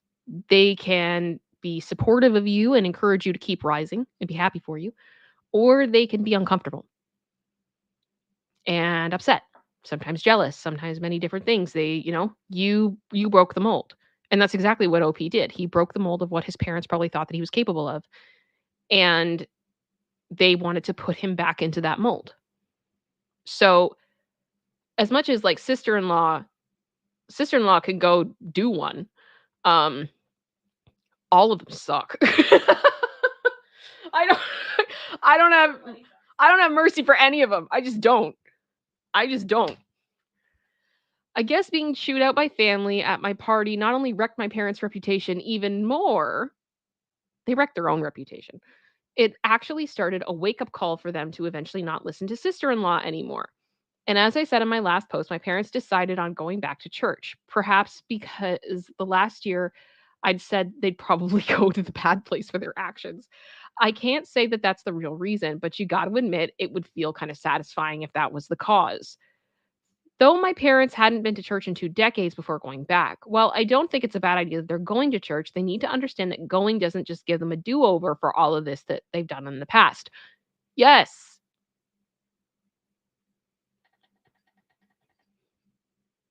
And the other thing, too, is you can apologize to someone and you can genuinely be sorry for what you've done. You're not entitled for anyone to accept it.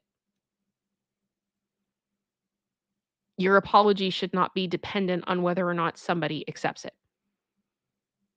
You regret it, you want to change, or you don't. Period. And to me, it just feels very conditional, everything. I have little faith, but I have a little faith they're at least trying because my parents came to my house without Dan to personally apologize to me after they'd seen an animated video of my first 3 posts. Oh, they got called out! Oh, they got called out! Yes, the animated video is real. That's right. They've known about this Reddit account for a long time now, so they know everything I'm saying. Yes, they're unhappy about it, but I feel everyone here deserves an update since it's anonymous. And on the off chance that the parents ever do see this, hi. I'm embarrassed for your existence. Absolutely embarrassed. You should be ashamed of yourselves. It is amazing that your son grew into such an incredible man with you actively trying to sabotage him.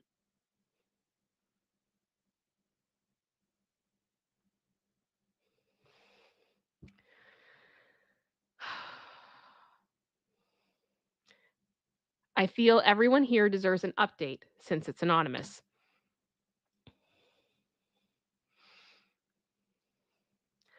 For my parents and Dan, though, watching the animated video themselves and their own actions was a great way to make them see what kind of people they really are. And they came over to apologize to me later. I've never seen my father apologize like that to anyone, and the man isn't a good actor, so this felt genuine. I mean, the best apology, though, is change behavior, extended change behavior. But it is a start. It's a start, but I just don't. The problem is for me, like when you're dealing with people that are that narcissistic and that manipulative, I always have issues with being like, okay, are you apologizing because you see how garbage you were and you still want to keep your claws in here in case you need to use me ever again? So you're going to try to convince me that you actually feel that way. Yeah. You know what I mean? Yep. It's so manipulative, and they have to understand that like you're not, just because you apologize and you recognize that what you did was wrong does not mean that you are a trustworthy person. No, but if you ever want redemption, it is the first step. Yeah. Okay. They fully acknowledged what they did to me and how there's no excuse for any of it. They even described themselves as narcissists and admitted the truth that they had wronged me very badly. Are they in therapy? Would be my next question. Because narcissistic personality disorder, things like that, does not make you a bad person. The problem is when you can't recognize it and you're denying that you have a problem and you're continuing to hurt other people because you're not taking care of yourself. Okay. And admitted the truth that they had wronged me very badly. Then they went on to blame sister-in-law for a lot of things. Of course. Yeah, they kind of threw her under the bus. Anything to take away from their fault. But it's not like she wasn't guilty of everything they said. My parents have been getting counseling for a while now, too. Good. And they did offer group family counseling, but I declined as I'm not ready for that anytime soon. Fair. Dan himself didn't apologize to me for some time, but he looked extremely remorseful anytime the past was brought up. Yeah, because Dan got embarrassed. Dan was embarrassed because he didn't get what he wanted. Oh, no. Meanwhile, Dan and sister-in-law's marriage absolutely fell apart. It wasn't a crumble, it was a cascade. I can't say I'm upset about that. I can't say that I'm like, oh, that sucks. Sorry. Oh no. Without me as the scapegoat, black sheep, ATM. I love that. They couldn't mock or try to get money from anywhere anymore. And after the public humiliation of social media, my Reddit posts and other animated videos, sister-in-law finally let out enough of her toxic on Dan and my parents for them to realize she is not the person they thought she was. I'm sorry. I'm so pessimistic about this. I am. Because my brain just goes, did they really just see it? Or did they just realize they didn't have the scapegoat in OP anymore and decided to make her the next scapegoat? Because Dan is the golden child, so there's nothing that he will ever do that is wrong. Right? That's why they'll excuse his behavior. That's why all those things, right? So it's like they figured out, okay, we have to blame somebody else. Yeah, sorry. Mm-mm. Their denial had been strong, but sister-in-law entitlement was stronger, and I've had many a thought of lightsabers clashing over this drama. Sister-in-law clad like a bimbo Sith with a lightsaber that looks like a giant lipstick or something like what?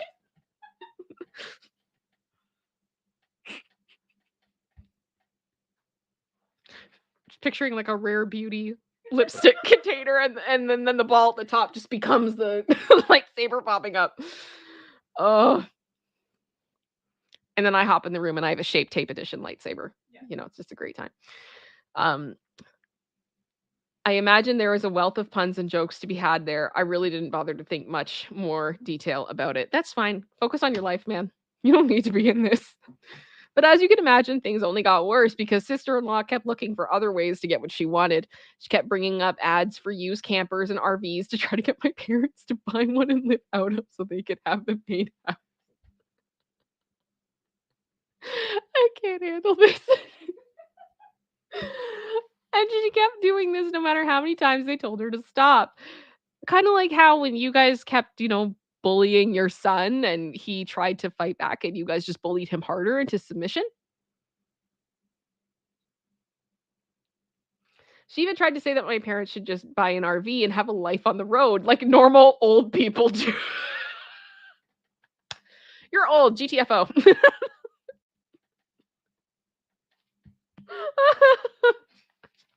That was stupid. Yeah, even for sister-in-law. Bye, Felicia. The opposite was suggested by my parents that Dan and sister-in-law buy a camper themselves to live out of instead. And sister-in-law basically said she shouldn't have to do that since she's the mom.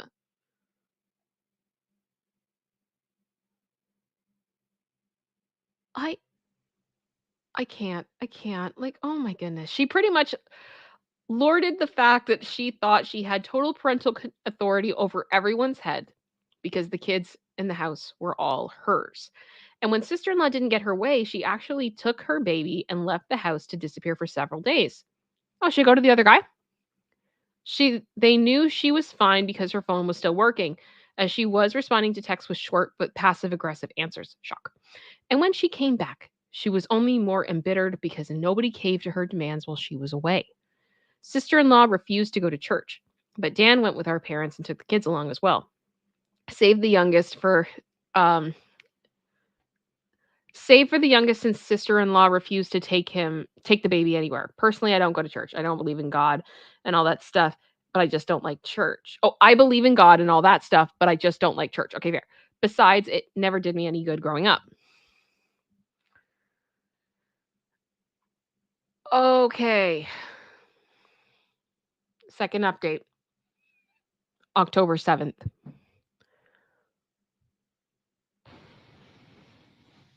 How are we doing out there, everybody? How are we doing? We are on slide 14.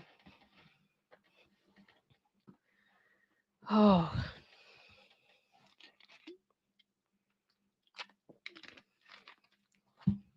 Part 2. Just so everyone understands, a lot of this information came from Dan and my parents, so I'm just telling what I know. Stuff really hit the fan when Dan suddenly called out his wife as a cheater in March. This shocked all of us because we thought he was a complete pushover to her. But no, he's not, at least not anymore. You all know how he treated me when I was on his bad side. Well, his wife wasn't spared in his ire at all. He started putting pieces together about her deceit after finally pulling his head out of his butt and secretly got DNA tests for all of his kids. 3 of his kids are his, but the youngest one, the baby, was not. For the record, Dan and I both have pretty dark straight hair that's almost black. Same with our parents. Sister-in-law's hair is straight and pretty dark too, but the baby's hair is lighter and a bit curly. At first, Dan thought it was just because of the baby's age. Sister-in-law kept playing it off and said that it would darken in time. But the baby's hair never got darker. I guess that was Dan's biggest clue. He confronted his wife with DNA results in front of our parents. She broke down sobbing that it was a mistake. Sil pulled out all the Darvo stops. Yes! The denying, the trickle truthing, and the gaslighting. Yes, we all know about Darvo here. But Dan had none of it, and actually had done more to find out about her affair than I would have ever thought. I knew he was smart. He just let himself be dumb. He had detailed proof of her cheating with phone records, texts he got off her phone, bank records, and the DNA test. He even identified the man she's cheating with, who is likely the father, since he has much lighter colored curly hair. The evidence against her was crystal clear, and Dan said she was so bad at hiding the affair, he didn't even have a hard time figuring any of it out once he started looking. My parents demanded that sister-in-law leave the house immediately, and that's when she went psycho on them. First in just yelling, but then she quickly got physical. Police had to be called by my mother. And yeah, sister-in-law was arrested. Love to see it. Love to see it. She scratched up Dan and my father quite a bit with her long fake nails, and even harmed her eldest kid in the crossfire by hitting him hard enough to have a black eye and a nosebleed. Oh no. That's sad. Oh, I feel bad for the kids. That's awful.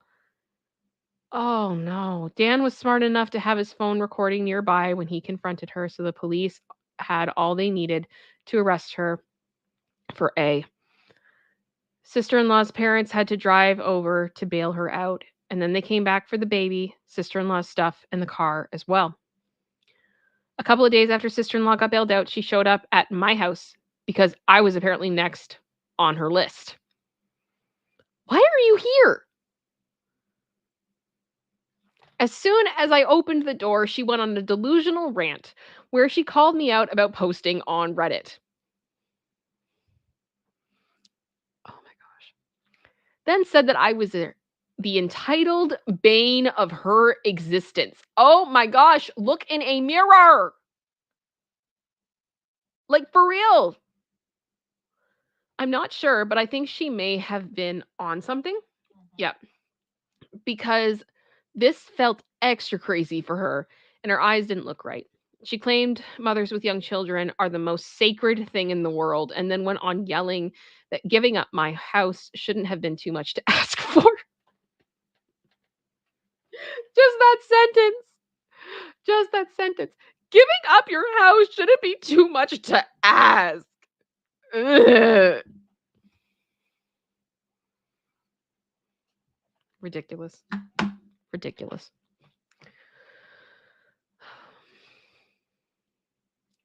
Because supporting the family was the least I could have done, and if I had, then the family would still be together. Oh! So was it OP's fault that she had an affair?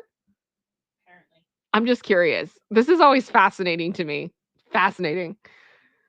Because you know what it is too? It's kind of like to me when I see these relationships and I see people blaming like the one person for everything, it's like the power that this person has. Like it's just incredible. It's incredible. They can solve world hunger. Yeah, like they could solve world hunger. They can do anything. They can do anything. They have the power to not even being present break up a marriage. It's amazing. When I tried to talk while she was spewing out all that, she actually attempted to shove me and cover my mouth. Oh no. She even had her hand poised like she was ready to scratch me. Well, that went about as well as you can expect. I'm not exactly one to be threatened, and I told her I'd call the police if she didn't take her hands off me right at that moment. I also told her I got it all on doorbell camera, and she started panicking the moment she heard camera. Then I ended up verbally savaging her to the point that she was backing off my porch. I told her that she had some gall to call me entitled when she is exactly that. She didn't work for anything she had anymore. She cheated on her husband and got pregnant from her affair partner, made my mother do most of the parenting for her children, spent Dan's money till they were in a financial hole, and acted entitled to my home to the point of trying to steal it. I called her entitled times 1,000, and that she was a greedy bee who is blinded by narcissism. And then I told her to stop blaming me for her own actions and to never show up at my house again. Being told all of that was pretty much what sister-in-law needed to hear before jumping back into her car and then peeled out and sped off. This was the final straw that broke the camel's back for me. Now that she was separated from Dan, I ended up finally going to the police and filing a report on her for harassment. Yes! And she'd done on me last year, and putting her hands on me on my front porch only added to it. The police have it all on record now. I gave copies of the video to Dan for his divorce lawyer, which was very kind of you. You didn't have to do that. And yes, I did file for a restraining order against my sister-in-law. It was easily granted because it was obvious the woman was unhinged. She's not made a social media post about me that I could see. But that's just because she put her profile on private. I hope her blame ship against me has long since sailed. Either way, she's left me alone. Wow. How are we doing, chat? Everybody doing okay? Sister-in-law was still with her affair partner during the divorce. At the time, I had no real idea of what kind of man he is, but any person who monkeys with someone else's spouse and even has a child with them really doesn't have a lot of morals to begin with.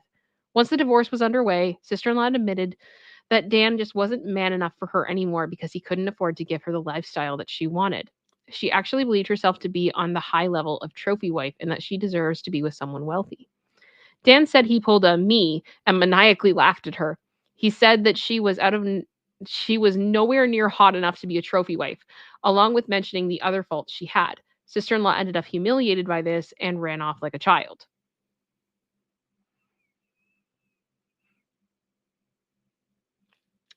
Wow. Oh, okay. Due to having to live with her parents, sister-in-law was forced to work in the family business because Dan wasn't giving her access to his bank accounts anymore. She'd already maxed out all of the credit cards he previously gave her, and she griped about having to work for her parents despite having a college degree. But I think they were the only ones who would employ her anyway, since she's got a criminal record and a decade-long gap in her resume. I heard from Dan that her parents were severely disappointed in her as well, but that was just a rumor. They could be just as bad for all I know.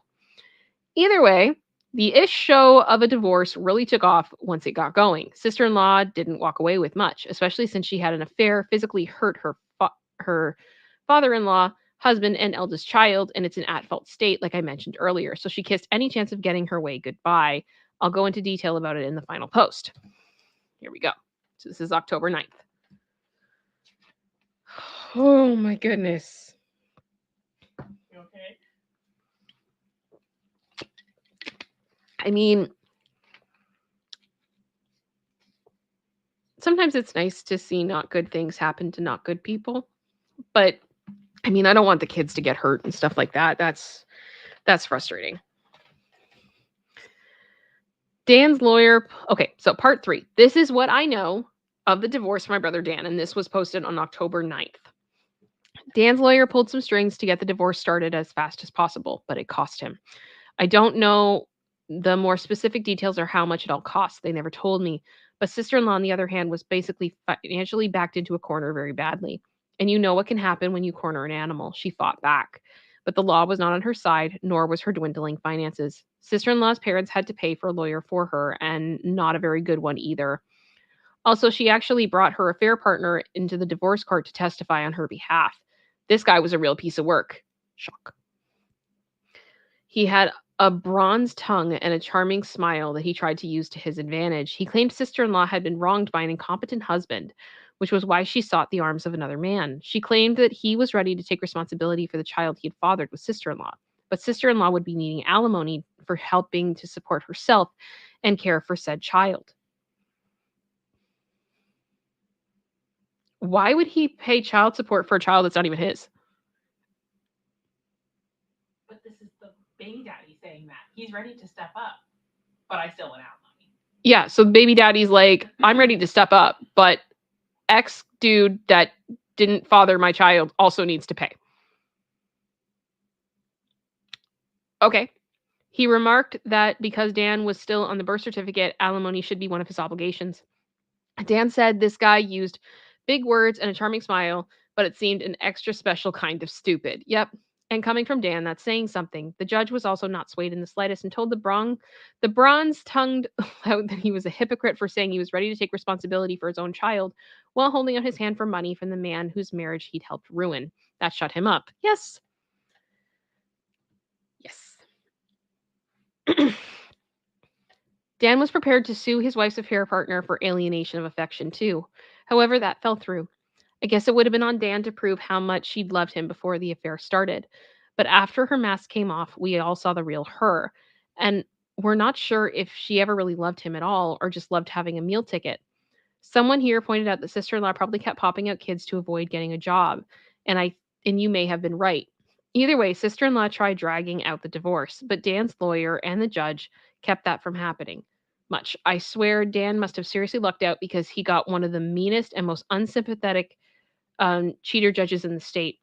And all of that evidence we had on sister in law made it easy to keep her from playing the victim. So instead, she just let her real be self out since there was no point in hiding it anymore. The court had all the records provided by Dan and myself, the police reports, the photos, recordings to prove that she was an abusive narcissist. And there was a mountain against sister in law that she had no way to climb over or hike around. She tried standing against the mountain, but that was prime avalanche territory. Wow. Oh my goodness. In the end of the divorce, sister-in-law struck a deal to end things quick. Dan takes 3/4 of the credit card debt, gets his name off of the affair baby's birth certificate, and sister-in-law walked away with only partial custody of her children, no alimony, but also without most of the credit card debt she racked up. Her being legally employed by her parents meant that she had an income of her own to fall back on to start paying her debts. She can see the other kids almost whenever she wants and can take them on weekends, but for whatever reason has made very few attempts to see them. She took them out to eat fast food a few times, but she never took them home with her. The kids are back in school now, so that gives even less opportunities to see them. You'd think her parents would want to see their grandchildren, but they haven't contacted Dan about it. They barely saw Dan's children before that, too. Now they may not even bother to see them at all. Do they hate kids or something? Even Dan doesn't know. But he tells me that his in-laws were always indifferent to him. I mean, you kind of got to start asking, like, how did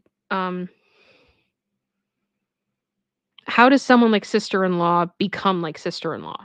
You know what I mean? Like what environment is somebody in for that to be the case? That would be a fascinating case study. As for Dan, well, he really did love his wife a lot. So the betrayal of her cheating made him hit the bottle hard. Oh my gosh, stop it.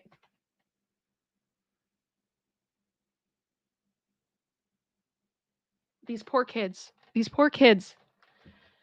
Rewind back to the night of his confrontation with his wife. He came to me in a stupor with a whiskey bottle in hand and his face all scratched up and covered in bandages. I wouldn't say he was drunk yet, but I freaked out seeing him looking like that at first and then berated him for driving under the influence. But that didn't mean much to him compared to the betrayal of his cheating harlot of a soon-to-be ex-wife. Again, Dan, just continuing to prove that you suck. Don't drink and drive.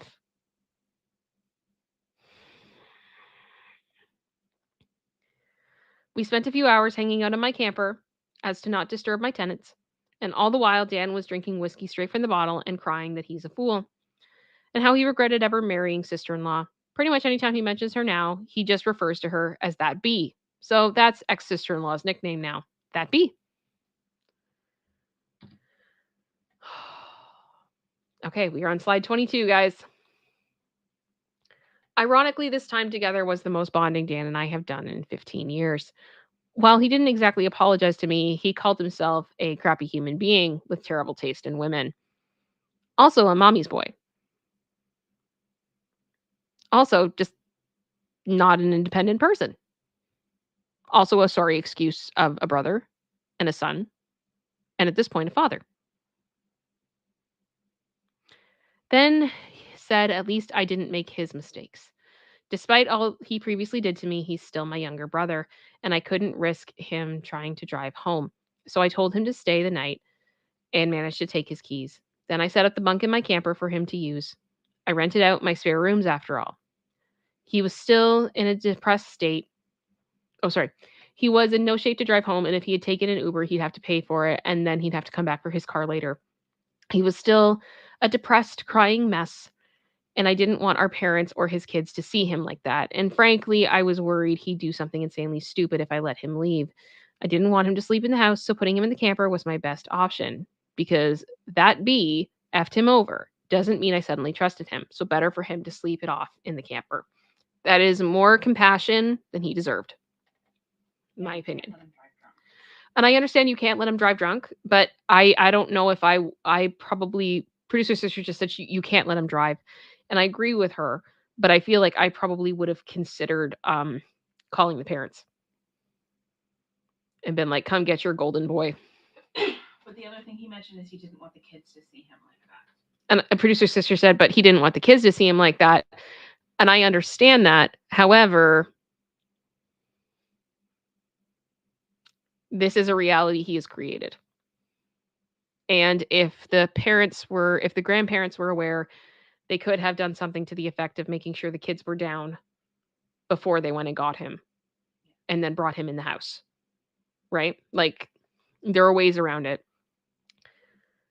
We both spent time in the camper playing games and watching movies on my portable DVD player. Poker was no fun with just two people, and Old Maid was just boring. I thankfully had an Uno deck too, and an old school battleship game. He really liked those.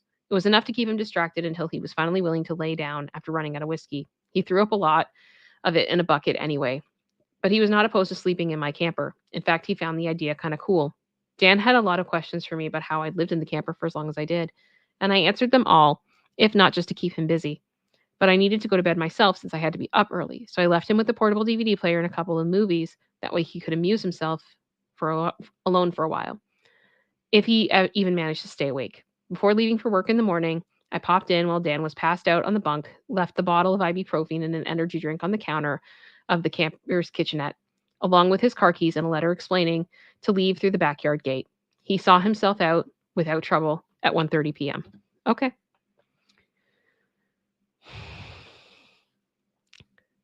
About a month after ex-sister-in-law, aka that bee, was kicked out, Dan came to me asking to borrow my camper. I guess he found it more comfortable than I'd thought when he slept in it, and he fully admitted he didn't ask sooner out of pride. But with his soon-to-be ex-wife out of the house, he decided to give up his room for his eldest kid. He's got 2 girls and a boy, and with the boy being the eldest, it's now 8 years old. The kids were all forced to share a room up until that point. They just had curtains up for the boys' half of the room. But the boy often slept on the couch to avoid his sisters. I know this poor kid was really desperate for his own room, so I guess Dan finally decided to make better decisions as a dad and came to see me in order to beg to borrow my camper so his son could have his room. If he could have afforded it, he'd have actually bought his own camper instead of relying on me, and even said as much. I hadn't even gotten the chance to use the camper for actual camping yet, but I caved and let him use it since it was actually for a good cause. And he promised to buy his own in time anyway. I don't know how I feel about that. OP. I think you're too nice, OP. Okay.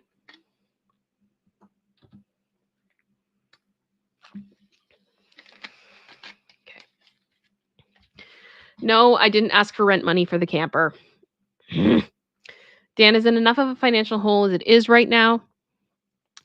Ex-sister-in-law and the divorce drained him. And I've learned that I get far better results with family lately by not being spiteful. But why do you need their approval when they're this garbage? I loaded up my camper and put it down in my parents' backyard. I thought it was an eyesore, though, and they didn't want it there. Interesting. And my father put in a 30-amp breaker so it would have enough power for Dan to run heat and AC when he needs it. I do miss the camper. After all that time living in it, I kind of felt like it was a part of me. But the only reason I loaned it out was for the sake of Dan's kids. Pretty much the only reason I still do anything for my parents as Dan is for the sake of those kids as I've bonded with them. And yes, I know I may not get the camper back from some time or at all, in my opinion. And likely not in the kind of condition I lent it out in. But I've been warned, Dan and my parents, that they will be financially responsible for any damage they do to the camper as well as upkeep for as long as they have it. I also took many timestamp pictures and video of the camper inside and outside before lending it out so I can prove its condition before I left. Dan even recorded a video with me agreeing to my terms, so that's as good as a contract. With the financial drain of the divorce, Dan's not going to be able to get his own place for years, I'll bet. Though he seems to have no complaints about living in the camper, at least. But I don't know if he actually likes it or if he's just putting up a front. But I guess it reminds him of the backyard forts we had as kids, since that's how it felt with me sometimes. Either way, he's living in it now. I did get some major props from the extended family for letting him borrow it too. I'm now referred to by the lot of them as the good brother Dan doesn't deserve.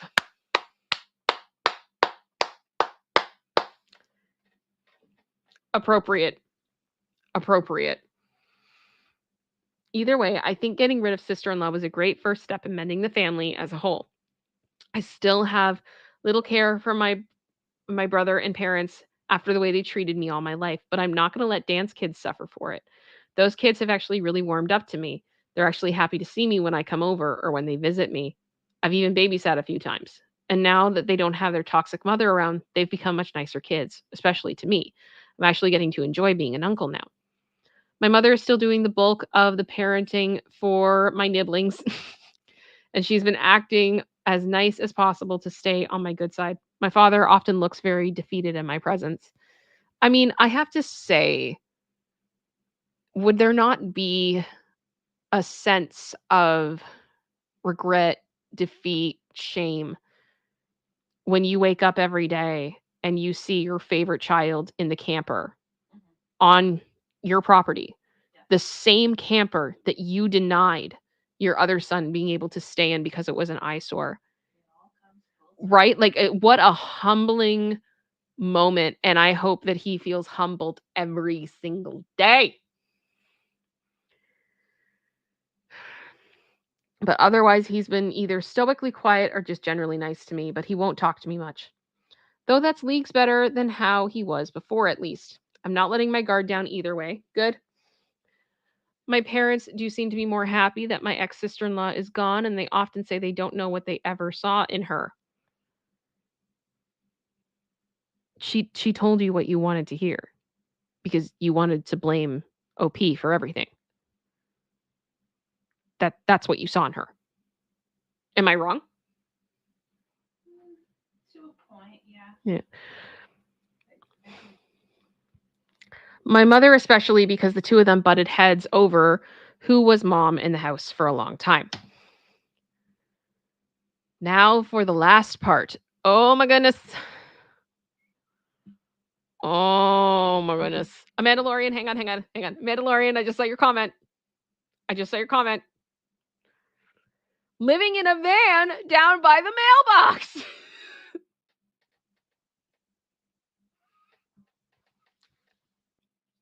A+. Now for the last part. At the same time as the divorce, Dan sued to have his name removed from the birth certificate of the baby that wasn't his. This B didn't really want to change it because it meant no more child support from Dan if she did. However, there was a court-ordered paternity test for the man identified as the baby's father. I was prepared to laugh in case it turns out he wasn't the father either, but he was. And Dan's lawyer had a long talk with ex-sister-in-law's lawyer. Ex-sister-in-law had no leg to stand on, and Dan was ready to go to bat to make her situation even worse. She didn't have the finances to make him or to fight any longer and agreed to changing the birth certificate.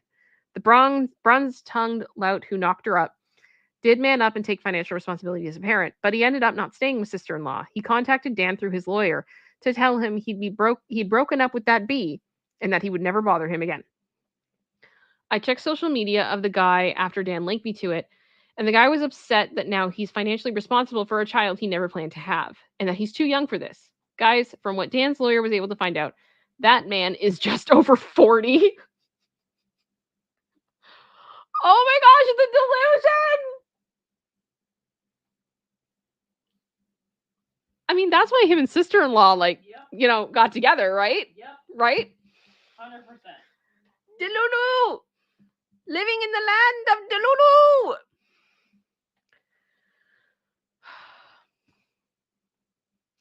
Looks younger than he is, but he is in no means a young man. Shortly after that, he put his online profile on private. Ex-sister-in-law did the same with hers a long time prior, so I have no more information left to give. This may be the end. Ex-sister-in-law is out of our hair. My parents and brother have finally made a real effort to be better people. I'm surprisingly happy as an uncle, and my house is still my house.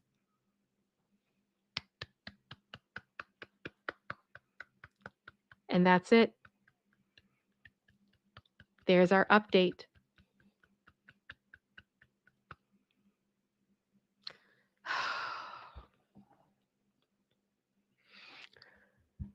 This was a ride. Oh my goodness. How are we doing, everyone? How are we doing?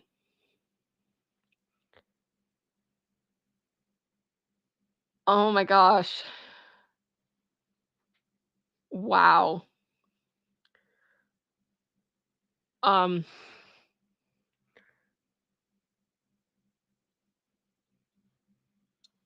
I want to talk to you guys about it.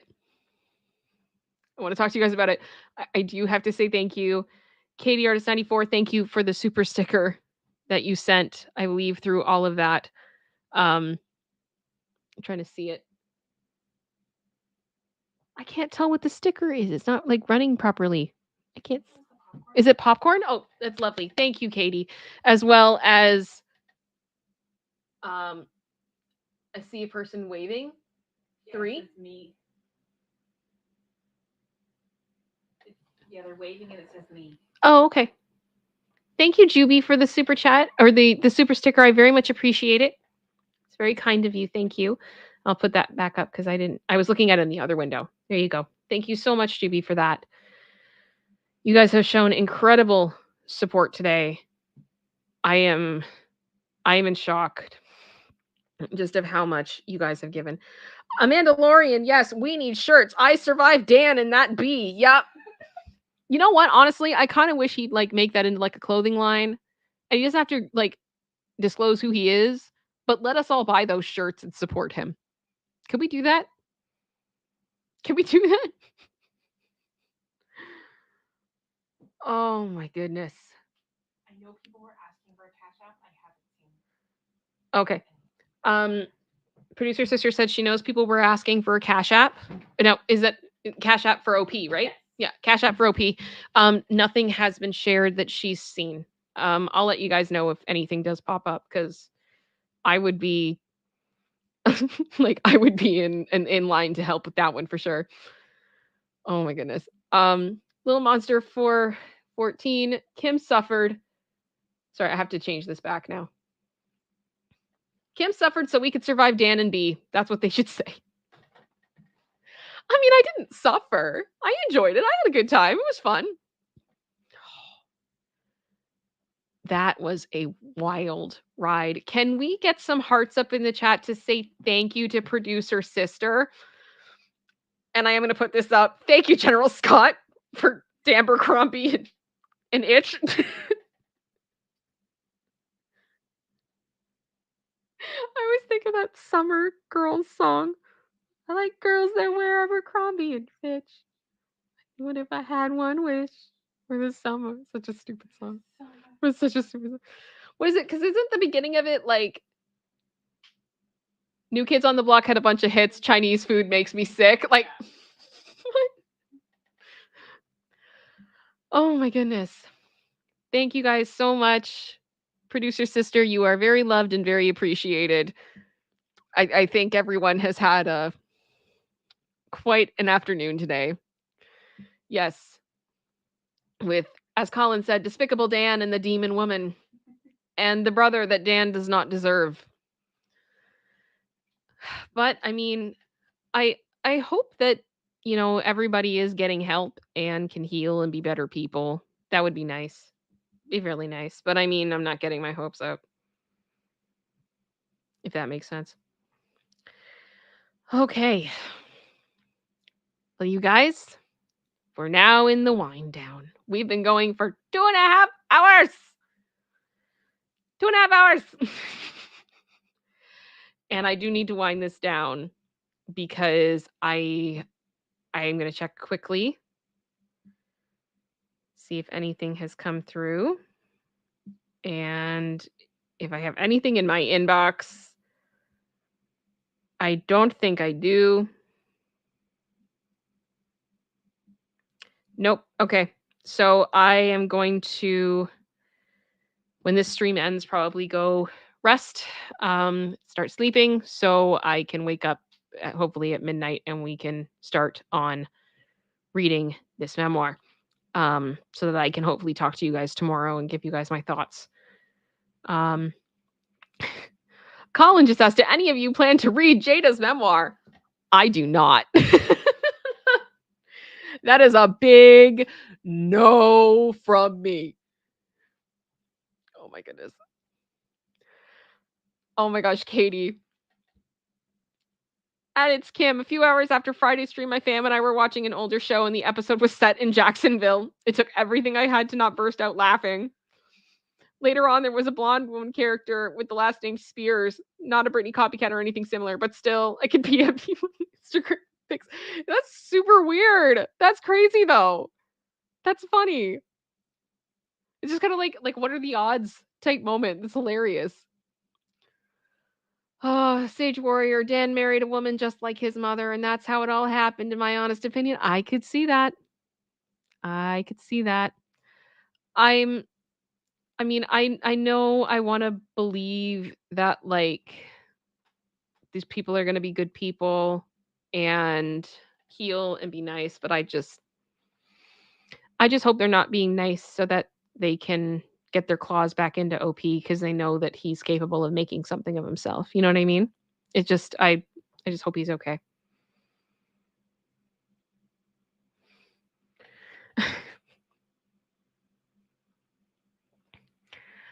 Bryce said, my books usually come out at 12 Eastern, so I can read about 9 p.m. Really?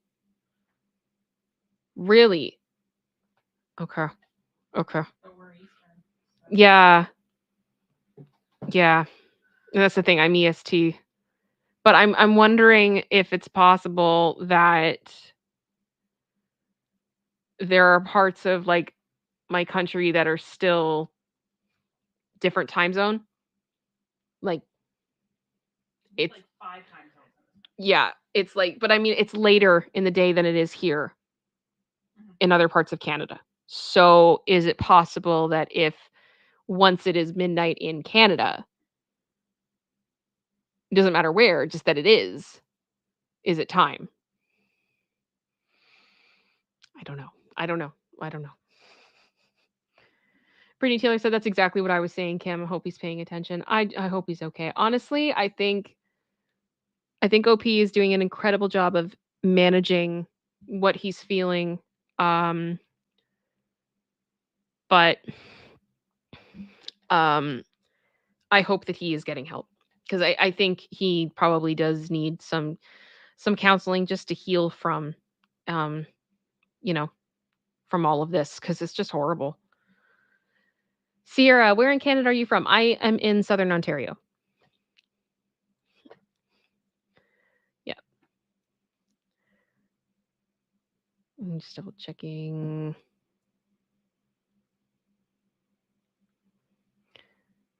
Yeah. Lil Monster 414, yeah. Like how albums come out at midnight. Yeah. And that's the thing. Like, I don't know. I don't know when I'm gonna get the digital. I don't know when the audio is gonna come. I'm sure that I'll probably get the physical tomorrow. That seems to be what's happening. Like I know people are already getting notifications that the book has shipped for them. And it's in transit, but it's not scheduled to be delivered till tomorrow. So yeah. So we'll see. We'll see.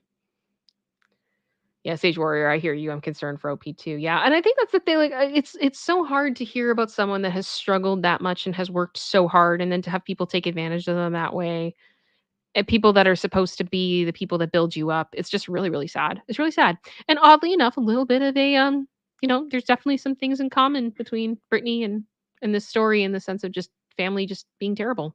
It sucks. It sucks.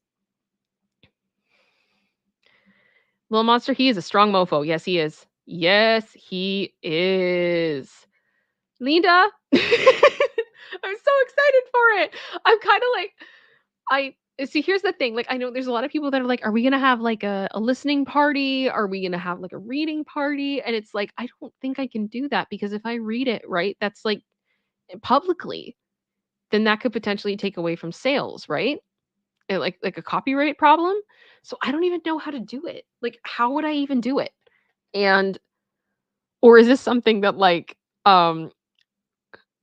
Linda, are we both going to be up in the middle of the night tonight just like texting each other back and forth like, "Oh my gosh, Paige, whatever."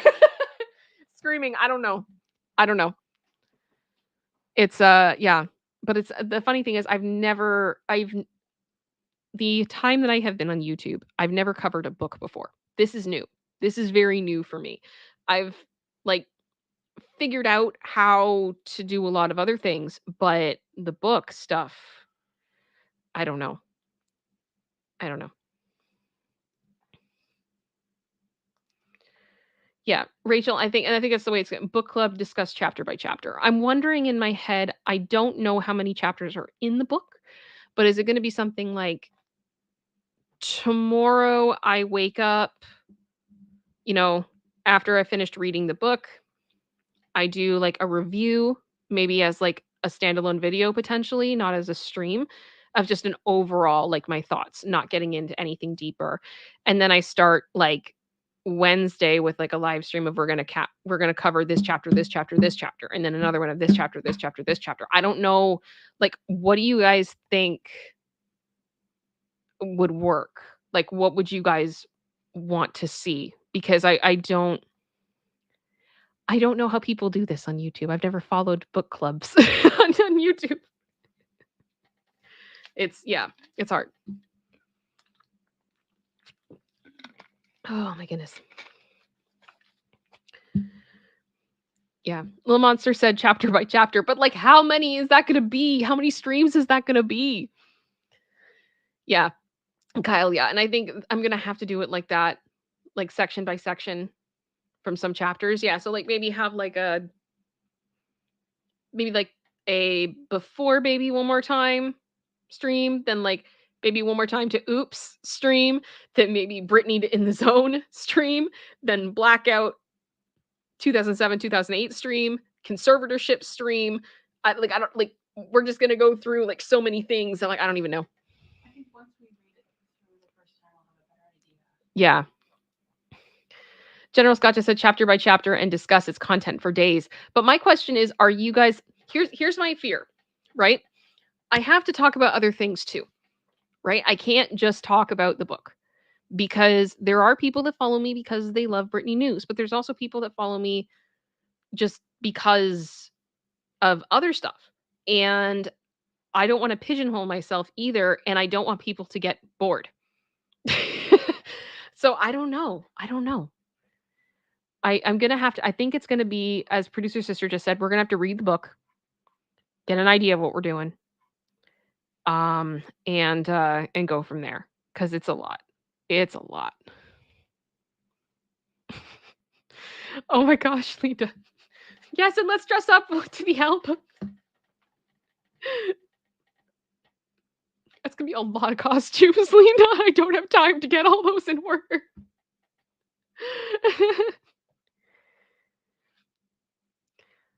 Oh my goodness.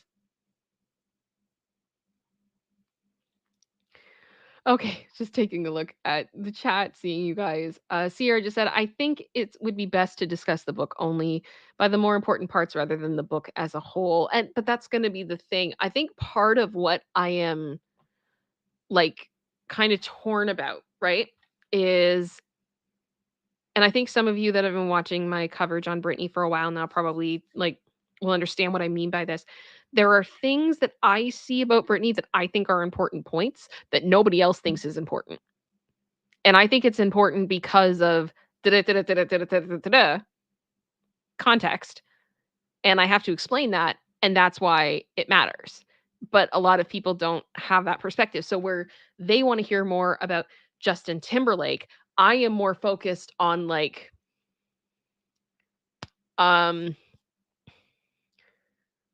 what like for example, like what happened with the domination opening? What happened with that event? That's not the one that's going to hit people's um radar as being the most important thing that they hear. But for me, and I think like for Linda and also for producer sister, when you're really following this, you know that that is a turning point. So what the heck happened? And why did that happen? You know what I mean? Um yeah. I just want to say here, I mean Jason Sherwick, I'm not sure what the first comment was, what you were speaking about, and I'll have to go back and see if I can find it. Yeah, sorry. I need to know about Justin Trewick. I hope she gets into that whole thing. So yeah, you meant Jason. 100%. How did this happen? How did he become co-conservator over her and then be engaged to her and everything else and then just leave? Like what happened? And also there were a lot of rumors that he was not physically nice to her that went around. I don't know if they're true or not. I don't know. What happened? What happened? So many questions. Okay. I see a lot of the support, guys. Thank you. I think what I'll do is I'm planning on doing the review as soon as I'm done reading it. And then I may do a couple polls in the community tab for Space Angels and hear what you guys think. And I may pitch a couple of ideas and go from there. Or I may read it and I just know the right way that I need to move forward. So. Oh gosh, for Halloween, I think Kim should don a plush banana, the snake, like Britney did that time. Anyone else agree? Okay, I will be honest with you. I have started making Halloween plans. They're well underway because I have to prepare. I have to prepare. Um and it is not slave. I did consider that. But the issue is for me with that costume, you can only see me from here up. Right? So there's a lot of the other parts of that look that are iconic that are below, and it would basically just be like the bra top up here. And I'm not that kind of streamer. And I don't want to attract that kind of attention. So I don't know how I would feel about that. But much love to Banana. I believe Banana has passed. May she rest in peace. So I don't you know what I mean. Yeah. Oh, so thank you guys. I see all the support that you guys like. Whatever I think is best, I will go for. So I will go for it. Lena, yeah. I'm sorry. The slave top does not look comfortable.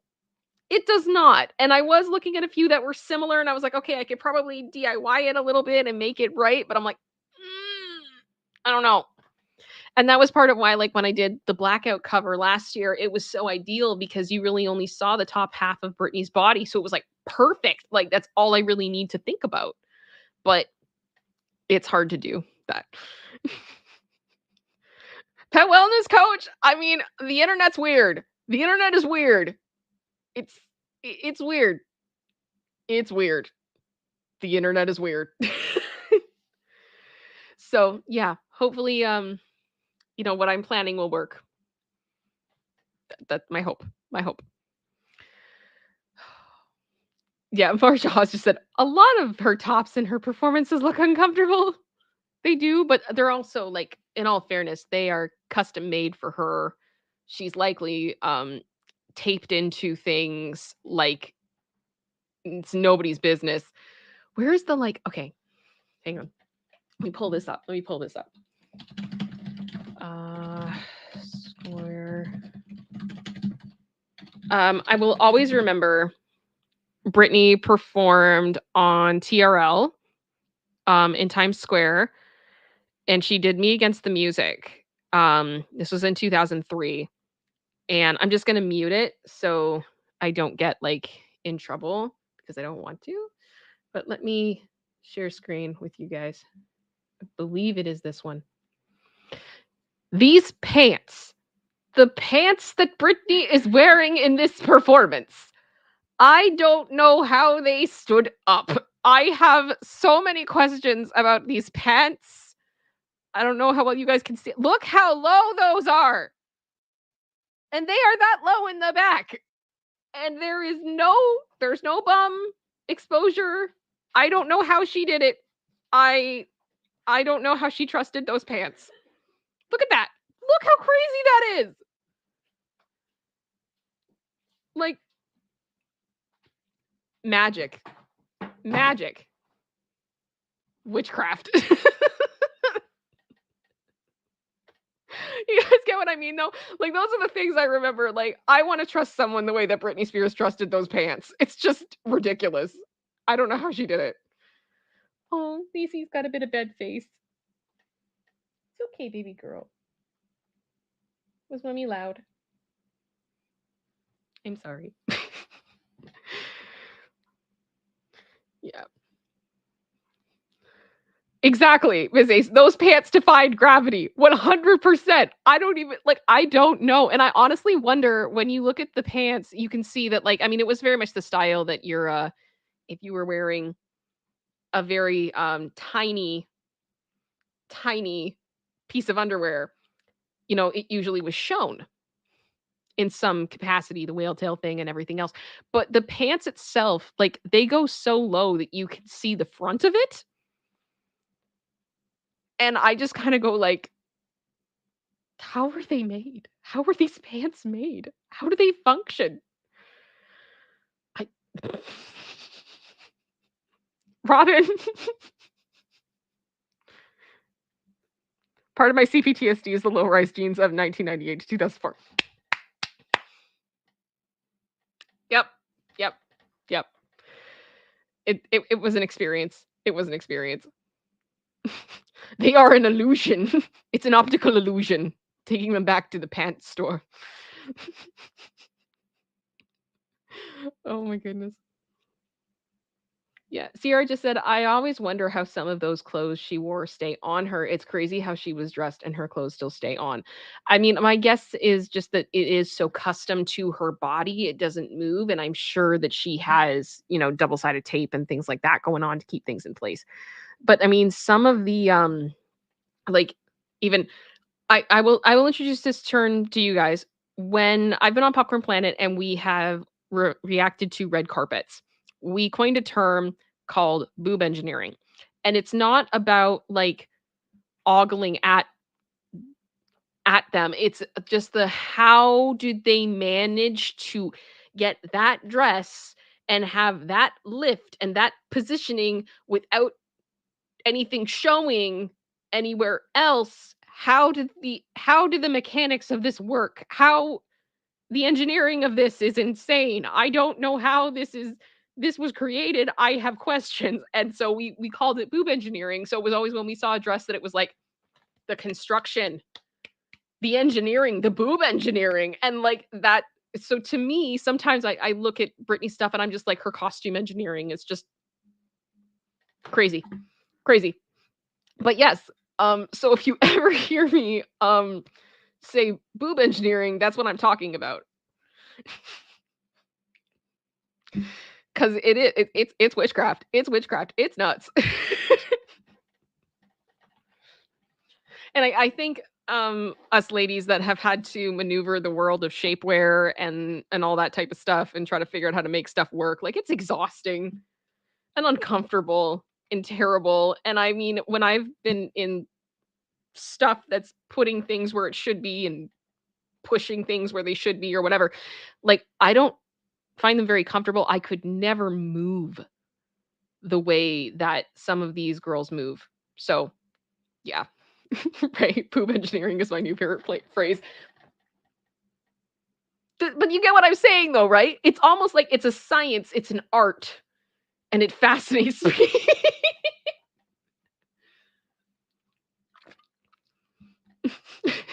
General Scott, all those years of college wasted. I should have got into boob engineering. Now why am I having flashbacks to Toy Story? Of Buzz being like, all the years at the academy wasted. Oh yes, the J-Lo dress. Yes, the J-Lo dress. I'm gonna pull that up in case people do not know the dress we are talking about.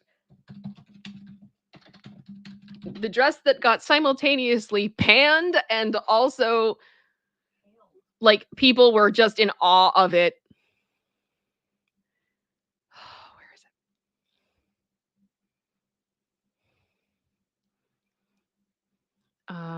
Yeah, so it was Versace. It was Versace. Sorry. Open image in a new tab. And let me share screen again. Sorry, it takes a minute. This one. How? Where do the things go? Where do they go? Where? Rachel, yeah, shapewear is the worst. You can't sit down in it. Exactly. Exactly. Yeah, can't move, much less breathe, sing and dance. And the thing that I have with this green dress too is, yes, I understand that like adhesive is a thing, but look at how like transparent that fabric is.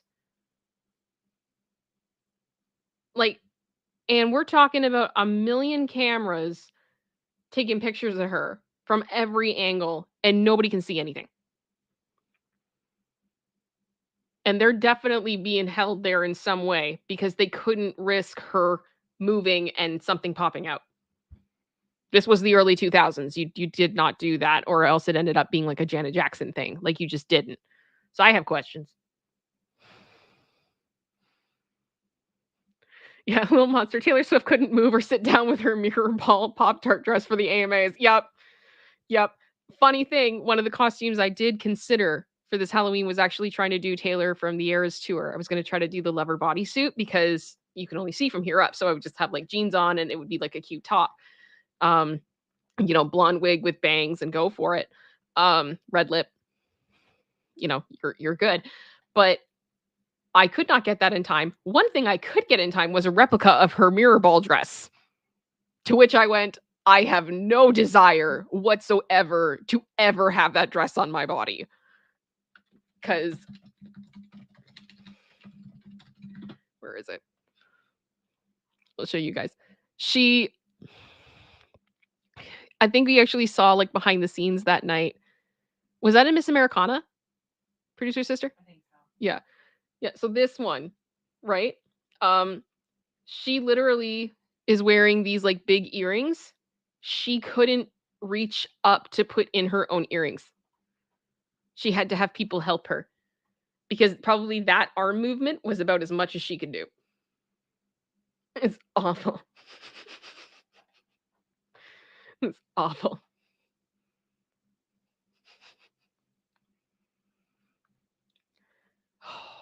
Yeah. Diesel, Taylor Momsen in her painted an arrow and nothing else. Taylor Momsen did her own thing. She did her own thing. And honestly, she was good. I would be completely honest with you. I actually have seen the Pretty Reckless live. They opened for Evanescence a number of years ago when I went to go see them on tour. And I wasn't excited to see them because I was very much still kind of thinking like, isn't she on Gossip Girl? Like, what is she even doing here? And I was very annoyed because my husband and I had waited in line quite a bit to be able to be at like the front for Evanescence. And this like mom came up with three of her kids that were like, or three kids that were just really excited to see Taylor Momsen and tried to like butt in front of us to get up to the front. And I remember like we both just looked at her and I was like, I don't know where you think you are, but you are at a metal show. You don't do that here. People wait here for a long time. You can't do that. That doesn't work. You weren't here early. You don't get to be at the front. Period. End of discussion. And that was like, so I was very annoyed that it was like we were having to deal with all of that because I have been to so many metal shows and I've never, ever had to deal with that. And so she went, the Pretty Reckless went up and they knocked it out of the park. They were fantastic. They're absolutely fantastic. Absolutely fantastic. And I ended up actually getting their record and their second record. I think I've heard their third. I can't remember. But I did really enjoy it. I did really enjoy it. She is a very commanding performer and did very well, Taylor, and the rest of the band was fantastic as well. Yeah. And yeah, Diesel. And I mean, the Pretty Reckless is so not for kids. Yeah. Yeah. I was like, what is happening? What is happening? Like, I just tell you, the venue we went to, definitely not where you want to bring your kids. Is that fair, producer sister? I mean, I haven't been there, but from what I've heard. Yeah, you don't do that. You don't. You just don't. You keep your P's and Q's to yourself. You keep everything on you in a money belt.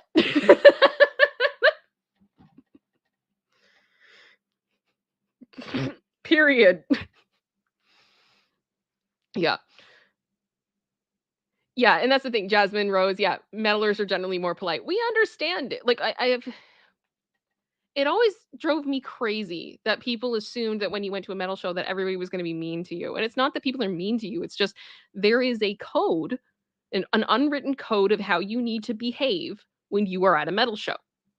And that is for the comfort and safety of everyone around you. And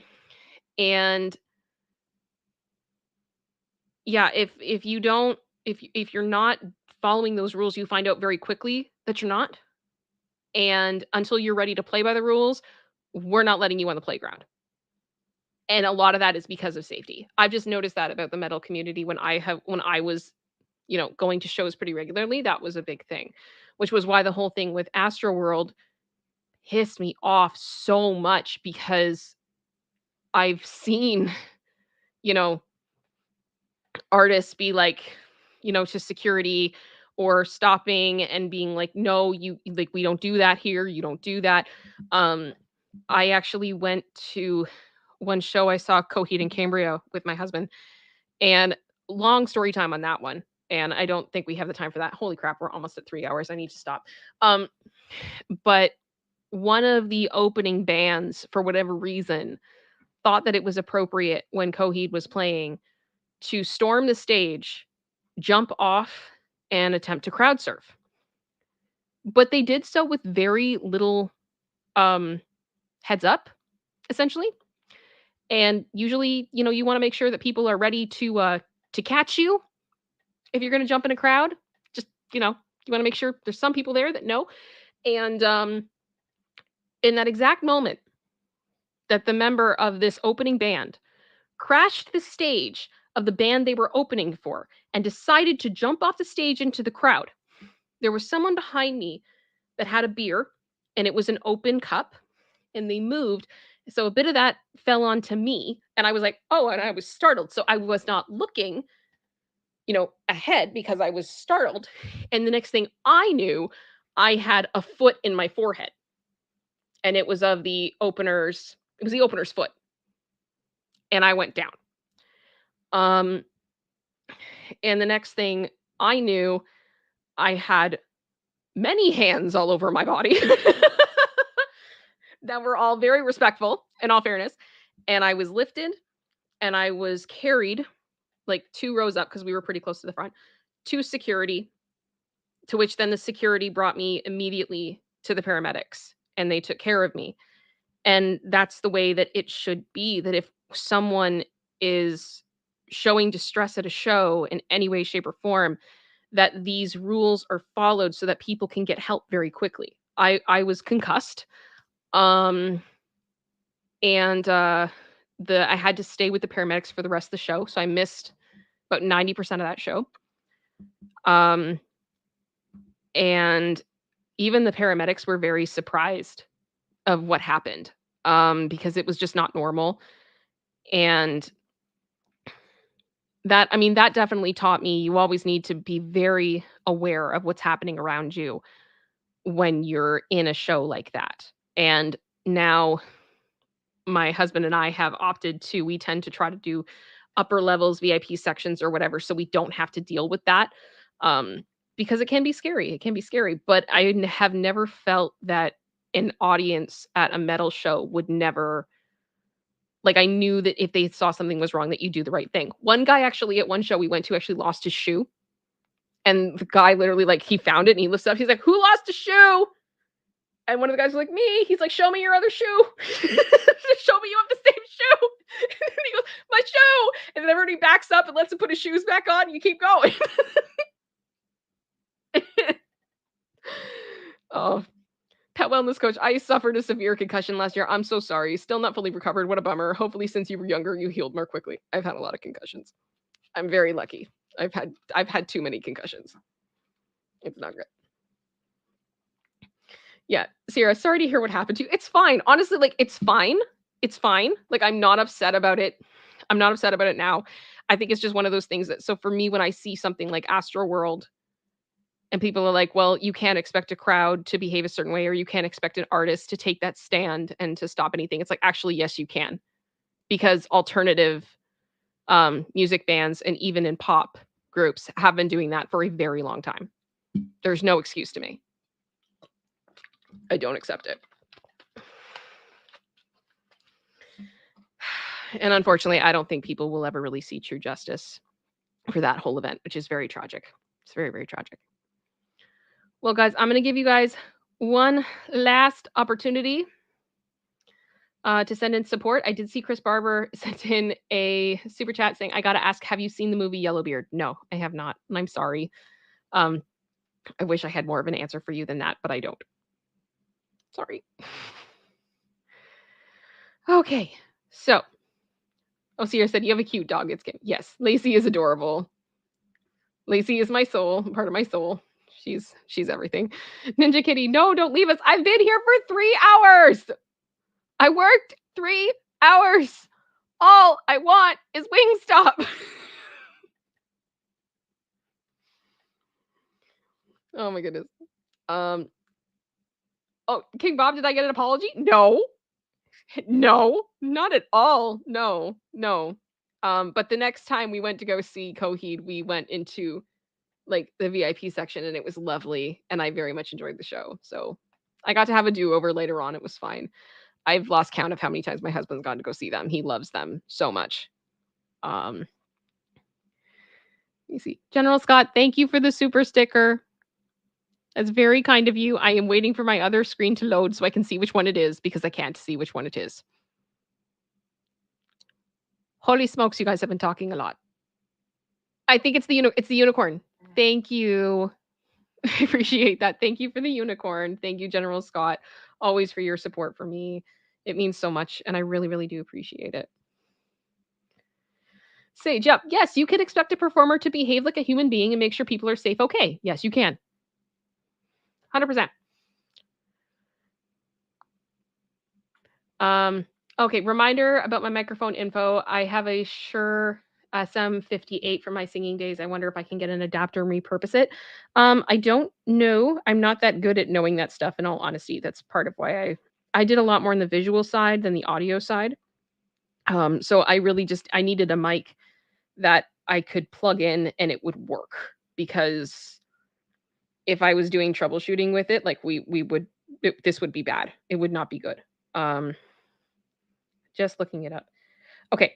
My mic is the Shure M as in Mary, V as in Veronica, 7, the number, USB podcast microphone. So Shure MV7 USB. That's what my mic is, if that helps.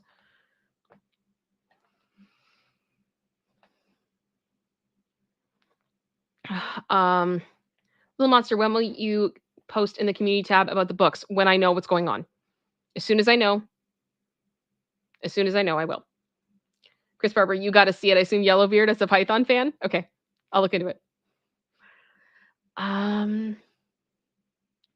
Yep, she needs sleep, because no sleep to Britney. Stay 3 more. So, no. Best 3 hours a day. I'm glad it's the best 3 hours of your day. But if you guys want me to keep streaming this week and do the review and everything else, I got to rest my voice. Thank you, Linda. Yeah, that's it. Okay. Oh. Stef is here? Yeah, just came in. Oh, hi, Stef. The beast is back. It rose from the dead. Yay! Oh my goodness, yay! Yay! I'm so happy for you. Stef, I'm so happy for you. This has been a pain in your butt. Oh my gosh. Oh my goodness. Where is it? Yeah. Steph just said, I have not eaten all day getting this computer sorted. Girl, go eat. You work 10 hours. You deserve Wingstop. Like, I just, like, please take care of yourself. Please take care of yourself. Oh, yeah. It's been a pain in the butt. I know it has been. And honestly, I hope you roast the heck out of these people. There is no reason for the amount that you have spent on that beast that things should have gone the way that they did. That's my opinion. Thank you for coming in, Steph. We are actually just winding down. I've been going for a while now, so, and now it is resting until the book is in my inbox. And that's how we go. That's what we do. Steph said, oh, I will go after them on my channel. I think I did see you go after them a bit on Popcorn, but I'm like, no, I want like a deep dive of like, this is why they messed up. All of it.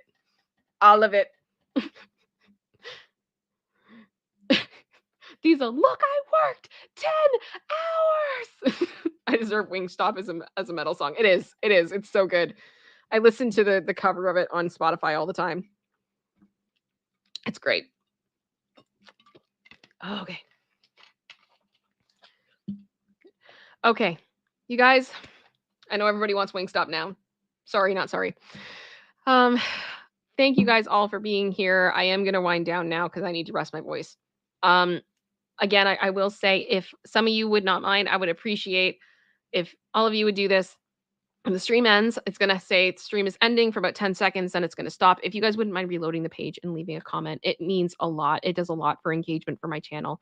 And I very, very much appreciate that if you guys would be willing to do that.